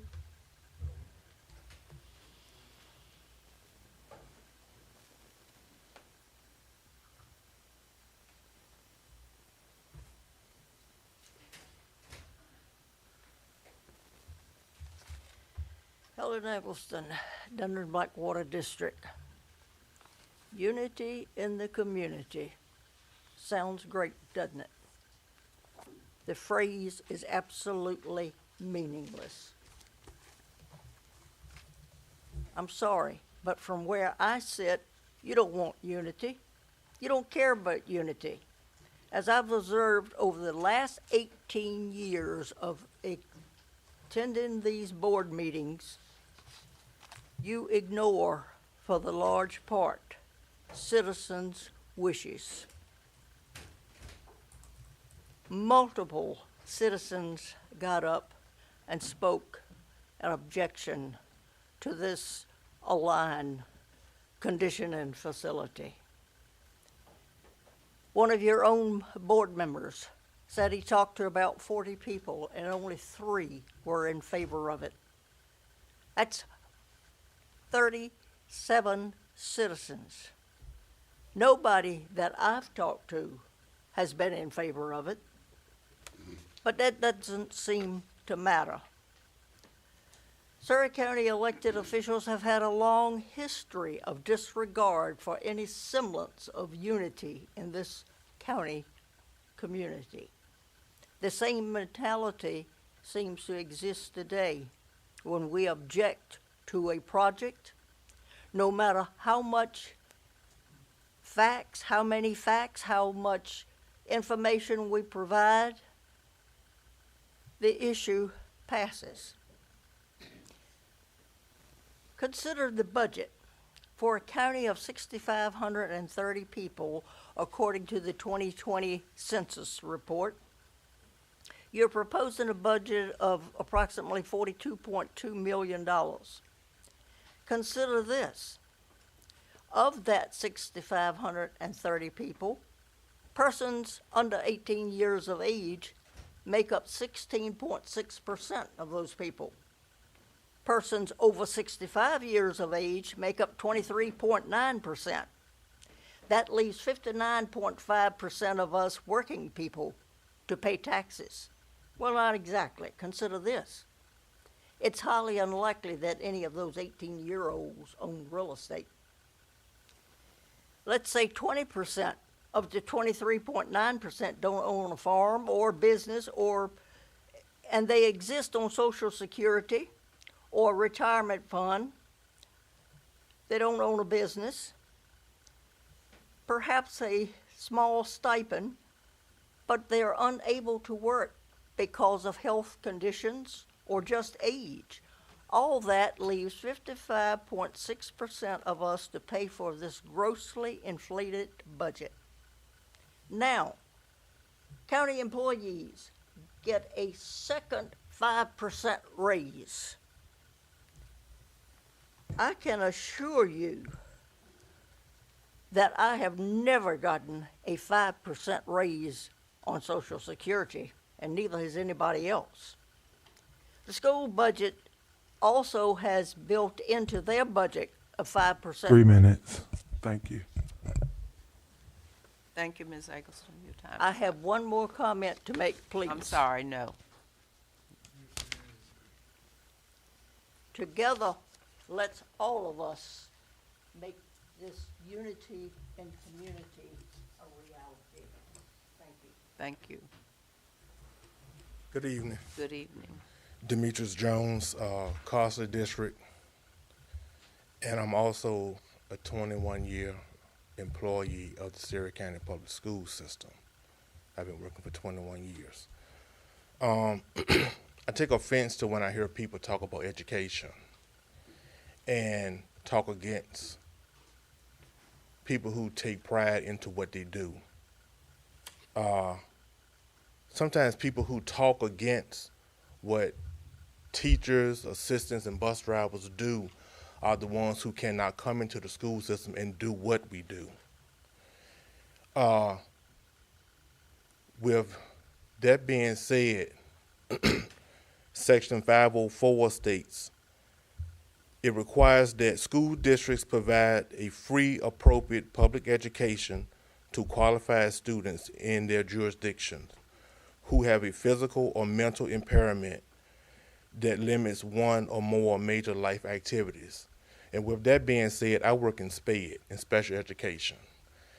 And I get very offended when I go on Facebook or come into meetings like this and hear people give ignorant comments about a budget or what they think the school budget should be or shouldn't be. You don't deal with what we deal with on a daily basis. Students who can't talk, who want to tell us that they don't feel good, and we're trying to figure out what they're saying. Students who have to be changed. All of that needs to be taken into consideration when you come up here and get sickening comments like some of us do at times. I take it very personal. Not only myself, but we have dedicated workers in Surry County Public School System who take pride in what they do. Whether it's 650 students to 6,500 students, we take pride into what we do. And I get very offensive when I hear people come up and make negative comments about whether it's Surry or any other locality in the area. Teachers and assistants and bus drivers are some of the underpaid workers out here and do the most and send workers out into the field. But yet instead, we get the least respect from citizens in the community. I will petition anyone to come into room 9 and deal with what I have to deal with or the other 2 people have to deal with on a daily basis. You wouldn't last 5 minutes. But because that is our calling, that is what we do on a regular basis. And if we are so concerned about the numbers in the school system, the county should be looking at building up. The only way that you're going to build up the numbers is to attract working families into the community if we are so concerned about numbers in our school system. That is what we need to do. This county is looking very depressing because we have people who sit back and want to block things from coming in, but yet instead we make comments about what should be going on in our schools, where if you want our schools to be successful, if you want more numbers, then bring in Thank you. the people. Thank you. Other comments?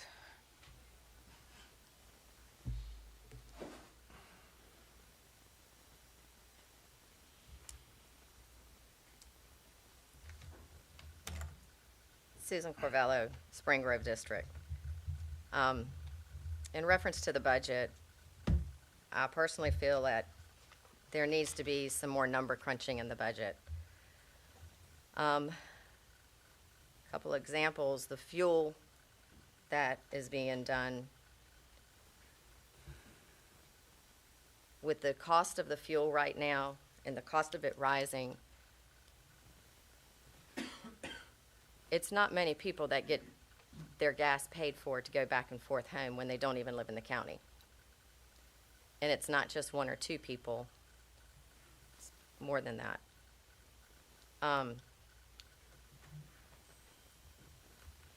The raises, I'm sure that there are several people that deserve raises, but there has never been, that I know, anybody that has received 10% in 2 years.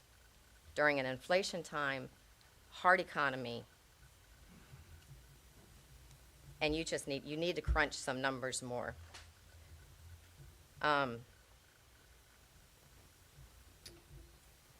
We have people in this county that are waiting months for permits.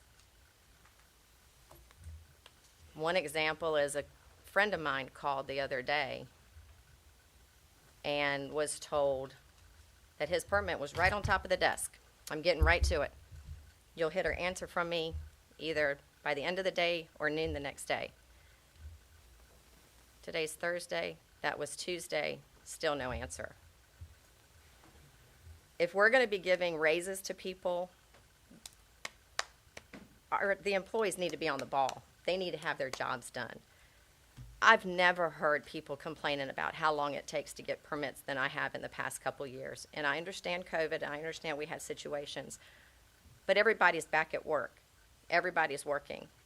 There should be no excuses that people are waiting months for permits.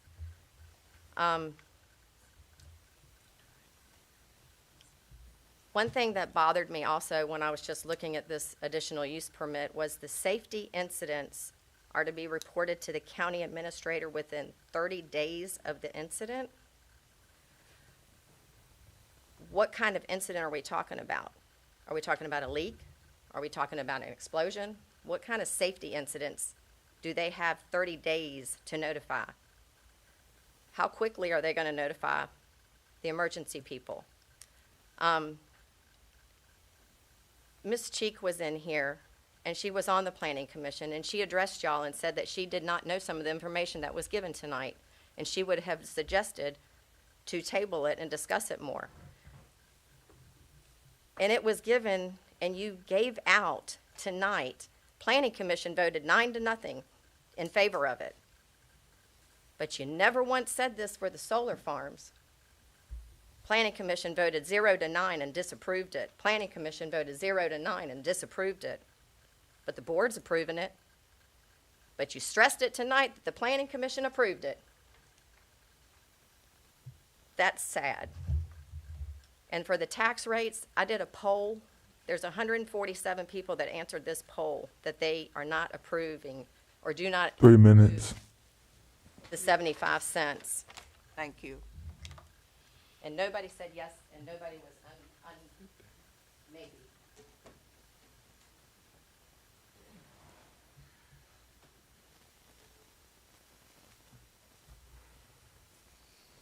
Good evening. Good evening. I had not planned to say anything to the board, to the people. I just wanted to say, Name. my name is Everett Mayo. Okay, and you're in what district? I'm in Elberon. Okay. And I had not planned to say anything. But can I say something to the hogs?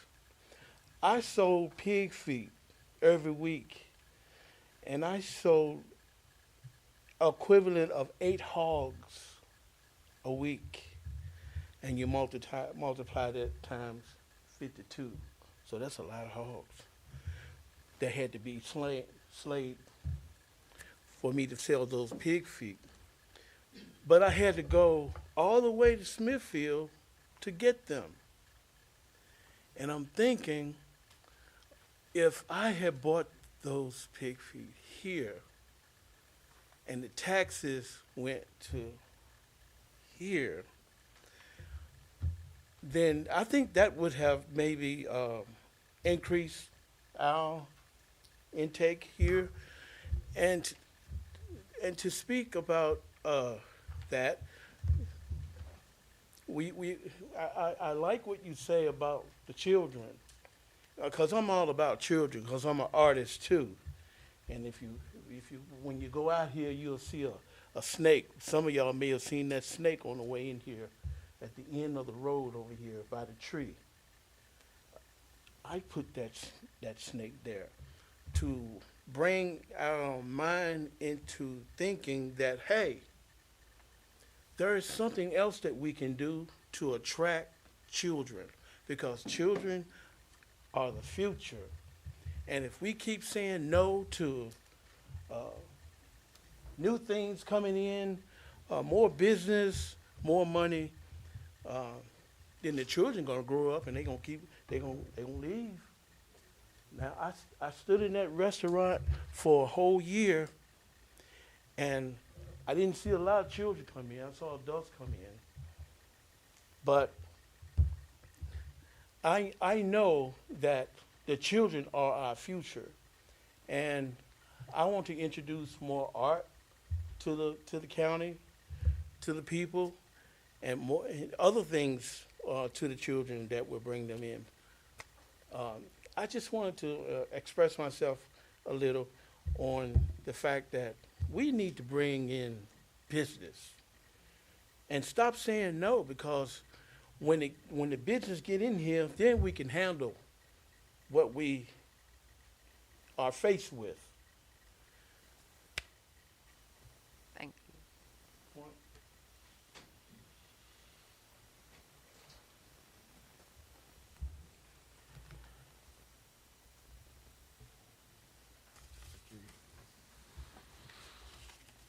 Madam Chair, board members, and all assembled, George Fauntleroy, Surry District. As a Surry County resident for 52 years, I came here 52 years ago from Hampton. Thought I was going to stay here a couple of years and fell in love with Surry County. I want to commend our staff for the outstanding job that you all are doing. In the last 2 years, our administrative staff, under the leadership of Ms. Rollins and Mr. Harrison, has done an outstanding job in carrying out the board supervisors' directives and strategic priorities.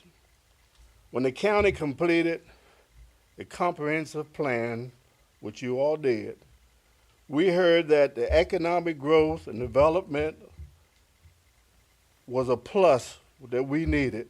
We needed housing. We were concerned about the decline in the population, and these very important issues. During the global pandemic, our staff, residents got vaccinated, and the leadership team worked at keeping citizens and employees safe, provided COVID relief grants to businesses, served needed residents with meals and fresh food when it was needed most. We commend you for doing that. And the broadband, I have it. You all did a great job. And addressing the county's food desert, we're working to bring resources to community, and we're hoping that supermarket will be up soon. We were one of 10 counties that secured federal grant dollars under Congressman McKeachin's community project. $3.2 million that you all secured for this county. You have secured $50,000 grant for a community pavilion, which we're using. We commend you on that. And I want to go all the way down to all the projects. I just want to commend you about school system. We have one of the best school systems in the state. Our schools are fully accredited, and they've been fully accredited since I retired in '07. And we want to continue to keep those schools. I know the population is declining, but we still need to do that. Our kids are doing a great job, and I want to commend you on that. And thank you for working with the towns. The relationship between the county and the towns have moved forward. 3 minutes. Continue to do a great job. I commend you all. Thank you so much. Thank you.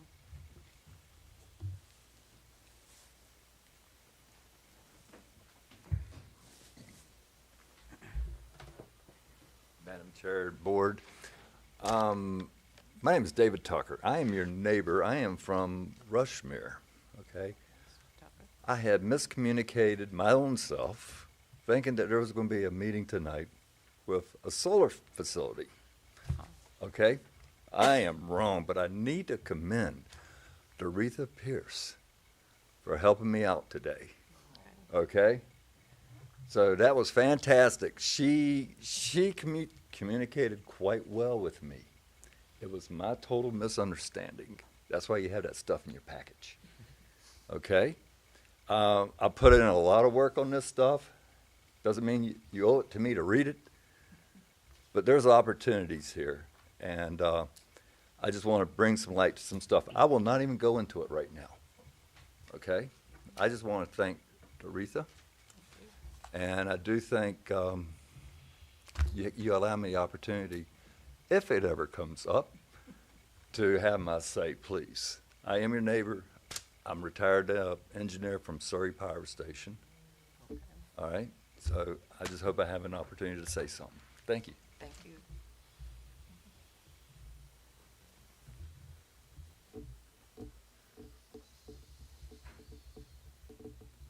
I see no one getting up or approaching, so at this time, we will close our public meeting, and we want to thank all those who participated, and thank you for your comments. At this time, board comments. I'll start with Mr. Calhoun.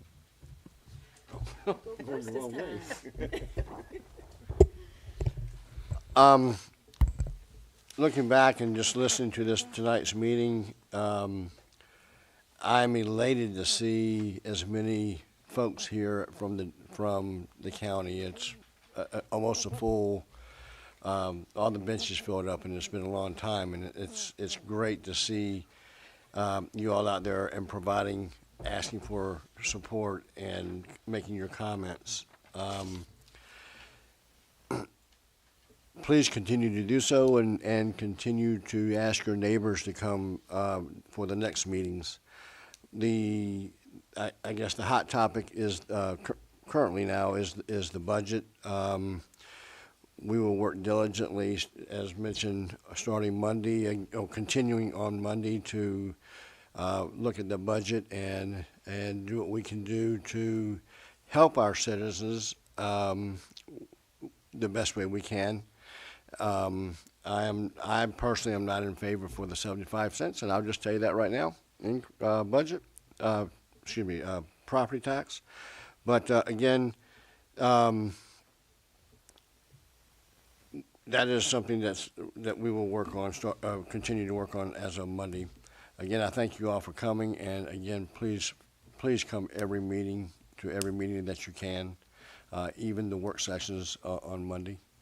But thank you all for being here today. Thank you, Mr. Calhoun. Mr. Drury? And thank you, Madam Chair.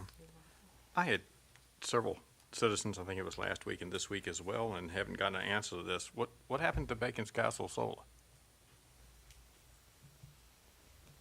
Do you want me to answer that? No, I was just going to direct it to Mr. Wade. I sent several emails to staff and never heard, so I didn't know what to tell. So, last meeting we had, we said the hearing would be tonight. Mr. Drury, Not a hearing, I did send you back 2 emails on 2 separate occasions. I don't know if you received those emails. However, the response that I have on those is that the Bacon's Castle will be brought back, from my understanding, at the June 16th meeting. Thank you. Yes. I'm not receiving my Surry. I wrote you on my personal email, so I was assuming that you would respond on that. So I responded directly to the email that I got. That's what I did. So I think I copied Ms. Rawls back in that same. Computer glitch. Okay. So take it as that, and thank you. My other comment tonight, and this is one that I probably should keep my mouth shut. But having left Surry long ago and seeing the world a little bit and then coming back to Surry, and I have to say, quite frankly, I probably would not have come back to Surry if it hadn't been for wanting to see a family farm stay in the family, which is where I live now. But I want to briefly speak on a topic that is dear to me and greatly concerns me. And I'm sure I'll get some negative comments on this statement. It's a topic that when citizens gather in the Dendron District, which we did Monday evening, we are comfortable discussing and struggle how to solve. And I appreciate the citizens in the district being open with each other, and with me, and we all come from divergent backgrounds and cultures. These meetings in the district give me hope, and thank you for the citizens that are here that participate. And this topic is race relations on our board and our county and with our citizens. In the corporate, and I know this is one, when you live in the South, you're not supposed to talk about race. You just are not. Everybody goes, shh. But in the corporate setting in the 90s, I had an opportunity to travel, and I learned a lot, I saw a lot. It was unbelievable to me that, not unbelievable, sad.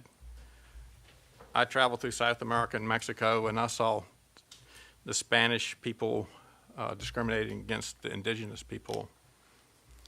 You could tell by the way people looked as who were the landowners and who were the people living in the plywood huts.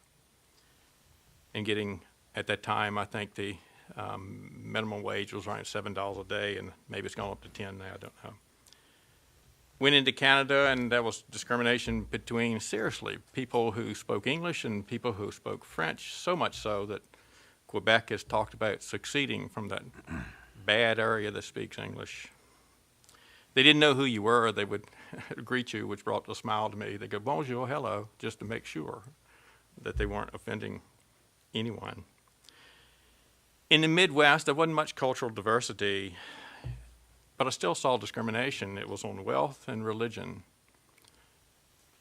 I had worked, the CEO of the company I worked for was a Mormon, and in the Midwest, don't tell somebody you were a Mormon.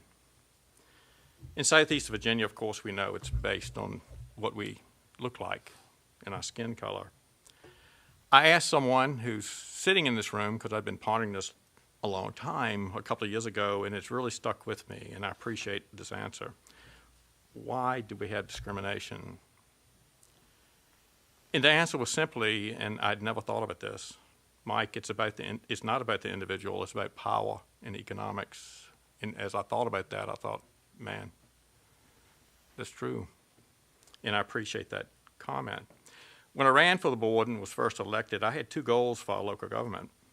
And I have to tell you, I came back in 2000 and wanted to help and was trying to find a way to help, and finally had to be elected to have any chance of helping, and I haven't done much.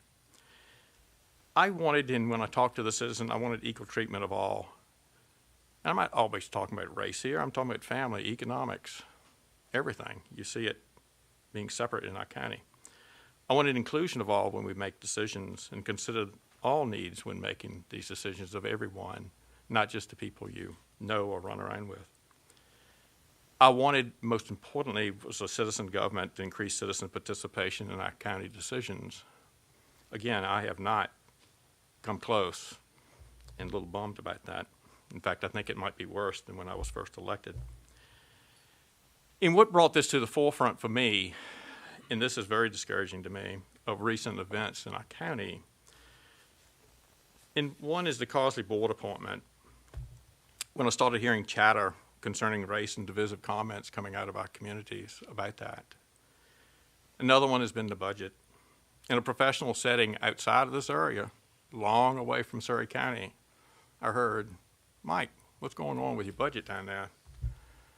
I hear this little racial division. I thought, man. And this was in a professional setting and people I respect. I'm going to try again. Pre-COVID, we were having gatherings at our farm that some are suspicious about, that I'm working some type of magic with the people that attend, but I'm not. Just wanting to get people together so they can get to know one another. And I thought they were fairly successful. People from divergent backgrounds, cultures, and when I talk about cultures, the same individual that gave me wise talk about discrimination, he said, Mike, culture is all types. It's family, it's race, it's economics, it's everything. Think about it. People get married, and why do they divorce? A lot of times different cultures. They weren't raised together. But historically, as far as I know, Surry County's never pulled. We've been in a rowboat in which each end was paddling in opposite directions, and you start going around in circles. We're on a decline, and we still can't row in the same direction. It gets me down. My grandfather, who was didn't speak a whole lot. He was just a hard-working farmer. And I know what that says, but this was when people were hard-working farmers and died early. He said to me one time when I was trying to make a decision when I was about 18, he says, you got to decide when it's time to fight for yourself, and then a wise man knows when it's time to not fight for yourself. And I want to commend the African-American community, and I'm not just placating because I'm sitting here talking about this. But I've heard the stories of the 60s and the 70s, and I was too young to really participate. But the African Americans in this community, across the nation too, but specifically in this community, came together to better the education of their kids here. And it was a good thing. Thomas Hardy, and I probably shouldn't bring up his name, but he became a close friend. I'm going to call him a close friend after I got elected. And he said, it's Mike, and before he passed away, it's don't give up on trying to get people to come together. So that's part of the reason I'm speaking tonight about that. Thomas Hardy that told me stories about his life, the good and the bad and the ugly, had the compassion to call me and say, let's talk sometime. He said, try to bring people together. It's time. And this is a person that had no reason to call or even let me in his house. But he did. Our county's in decline. And I feel very strongly, and you can tell me I'm wrong. Our county will not succeed if we don't come together, call out discrimination when needed, and become involved together when needed. And I've seen it on this board. And if you go back and reflect even the actions that I've taken on this board, when there has been discrimination that was factually supported, I reacted. And that's the way I'm going to do. We can only succeed with debates about the direction of a county, or we can't succeed when divisive comments can stop the conversation. And that's what's happening. We need conversations. I have a year and a half left on the board. Pretty much every board meeting I come home, you can ask my wife, I'm not going to make it 1.5 years. And tonight's one of those nights. But I talked to some of the citizens last Monday night, and they said, Mike, it's got to start. This conversation has to start. If we as a county are going to succeed, we've got to start talking about race relations and talking to one another and trusting one another. And they urged me to do this. And some of these people in this room tonight, and I really appreciate that backing me up.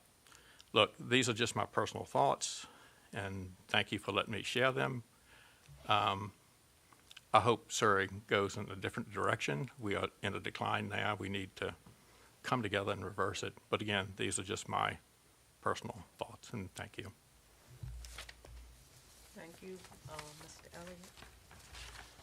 Madam Chair, and to all that's assembled, I thank each and every one of you for coming out tonight to be a part of our board meeting, and we ask that you would continue to do so.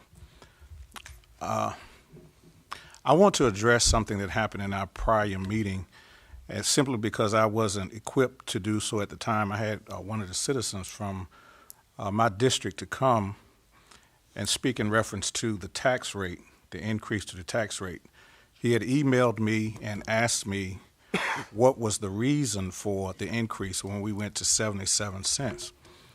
And I responded to him and told him that the increase was due. I told him one of the reasons for the increase was the need for emergency services vehicles in the county. One of the reasons.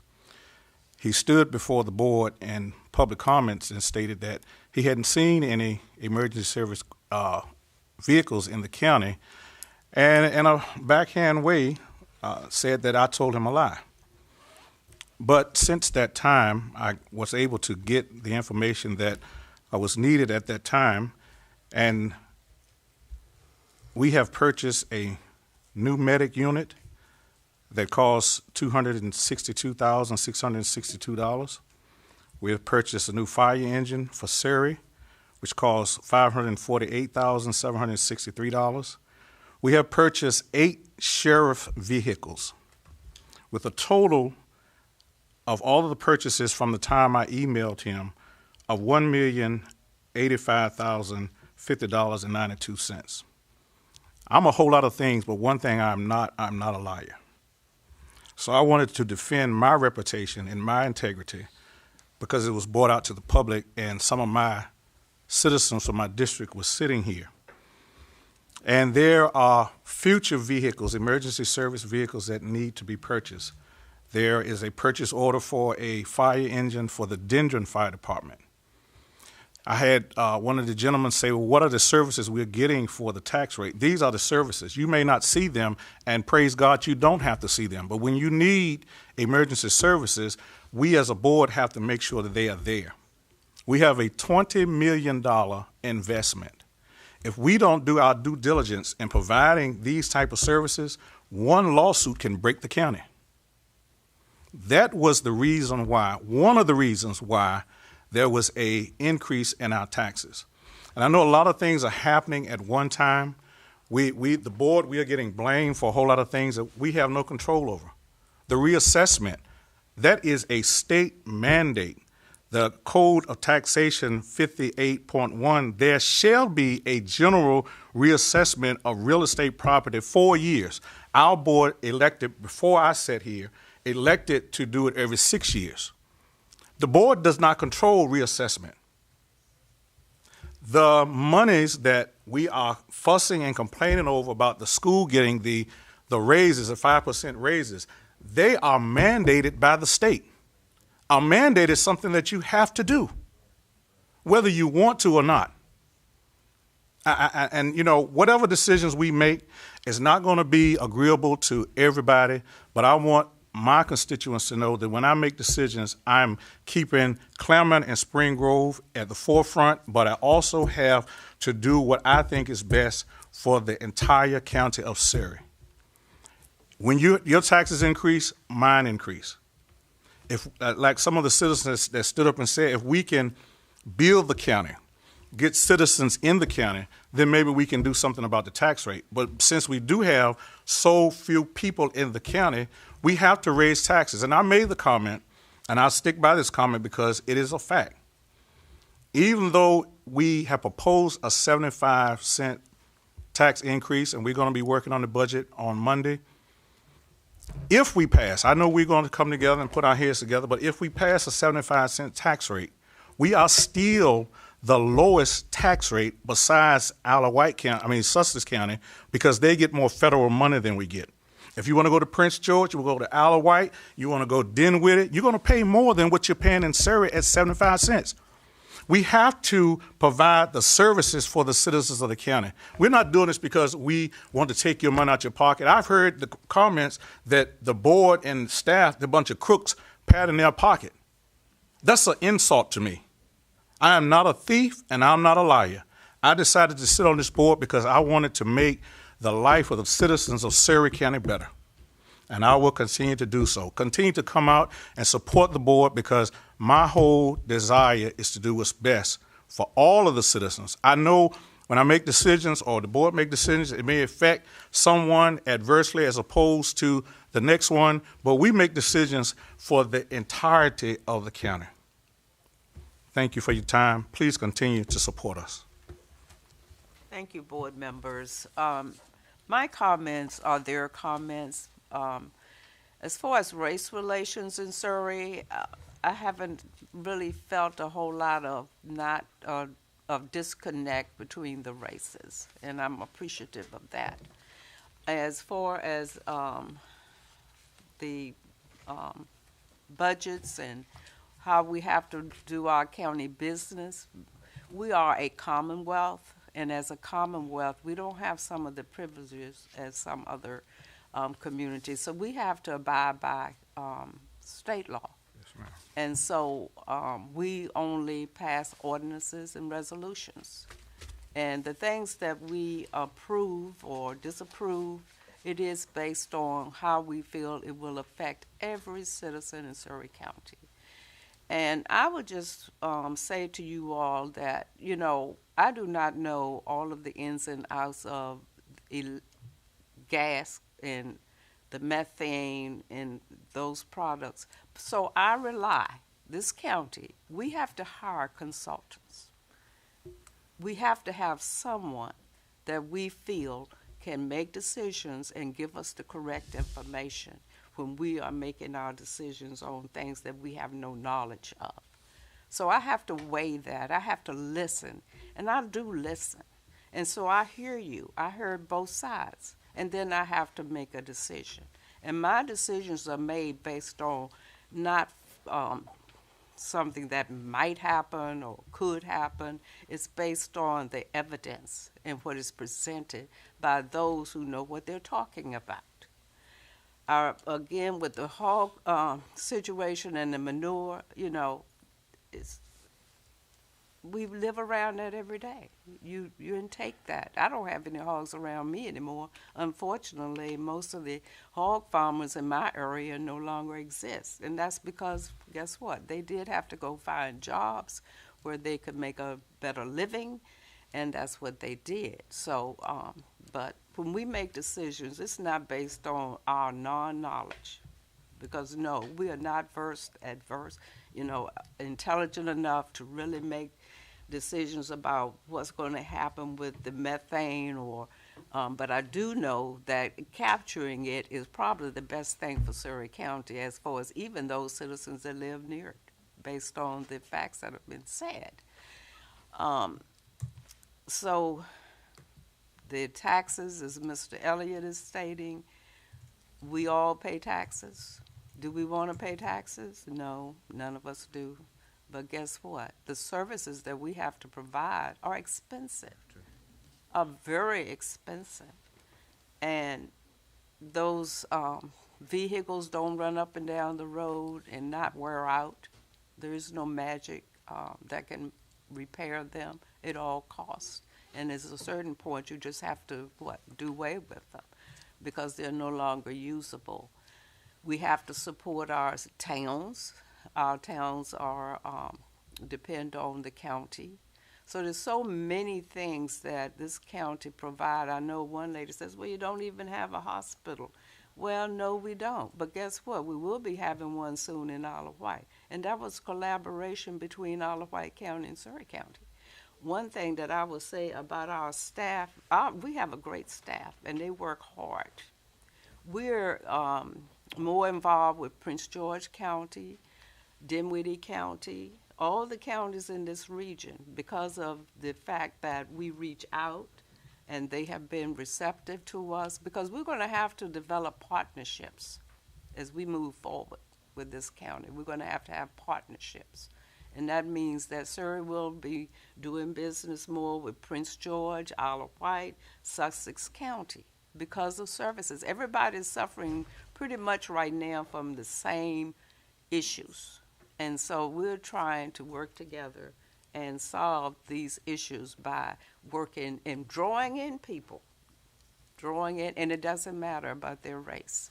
And so I want to say, as far as salaries, we all want a raise. And the state of Virginia says there are raises to be given, we have to give a raise. Otherwise, we are in violation.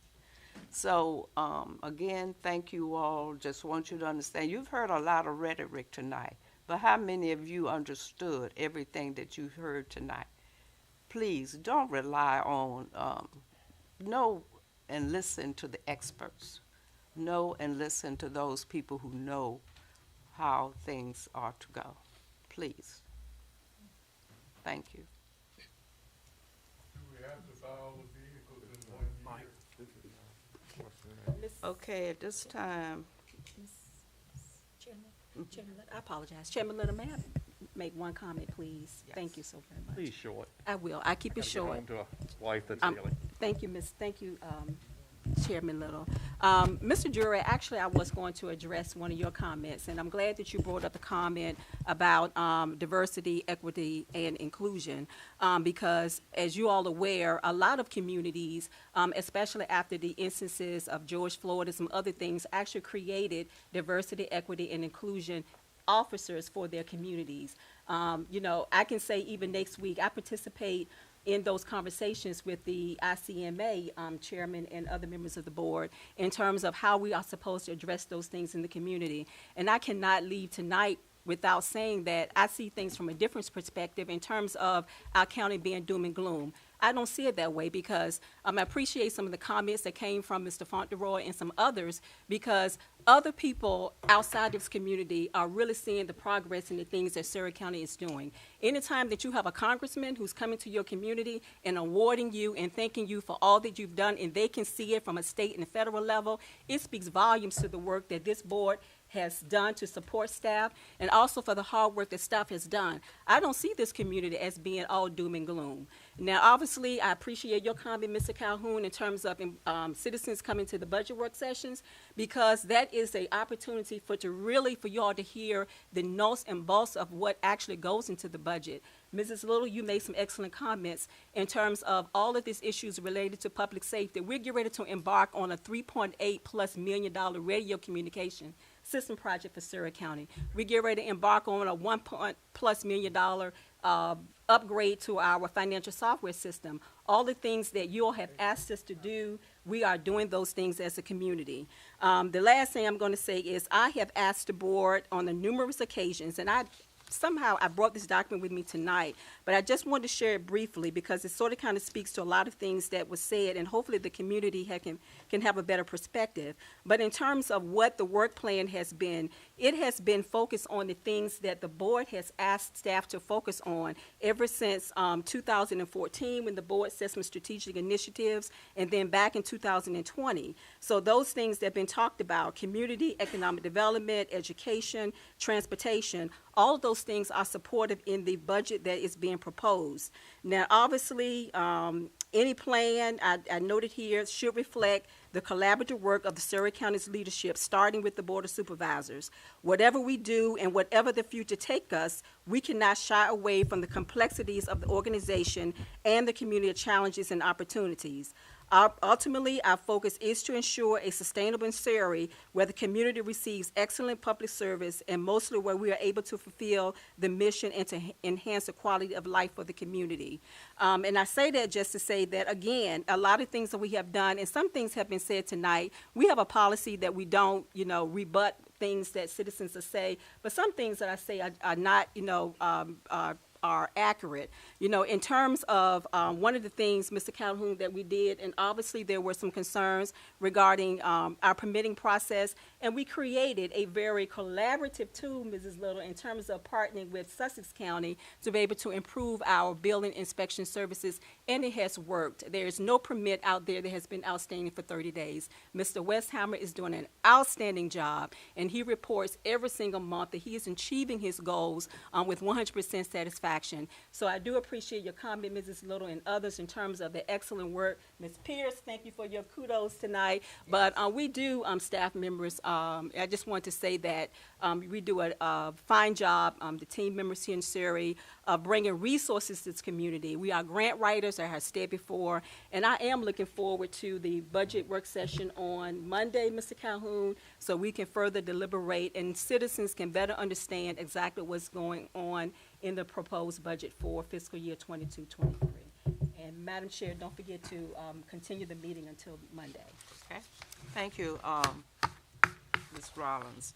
Board members, we have decided that we would meet on Monday, June the 6th at 6 o'clock. Madam Chair, I move that we adjourn until June the 6th, June at 6 o'clock. Do I have a second? Second. Oh, okay. It's been moved and second. All in favor? Aye. Aye. Okay.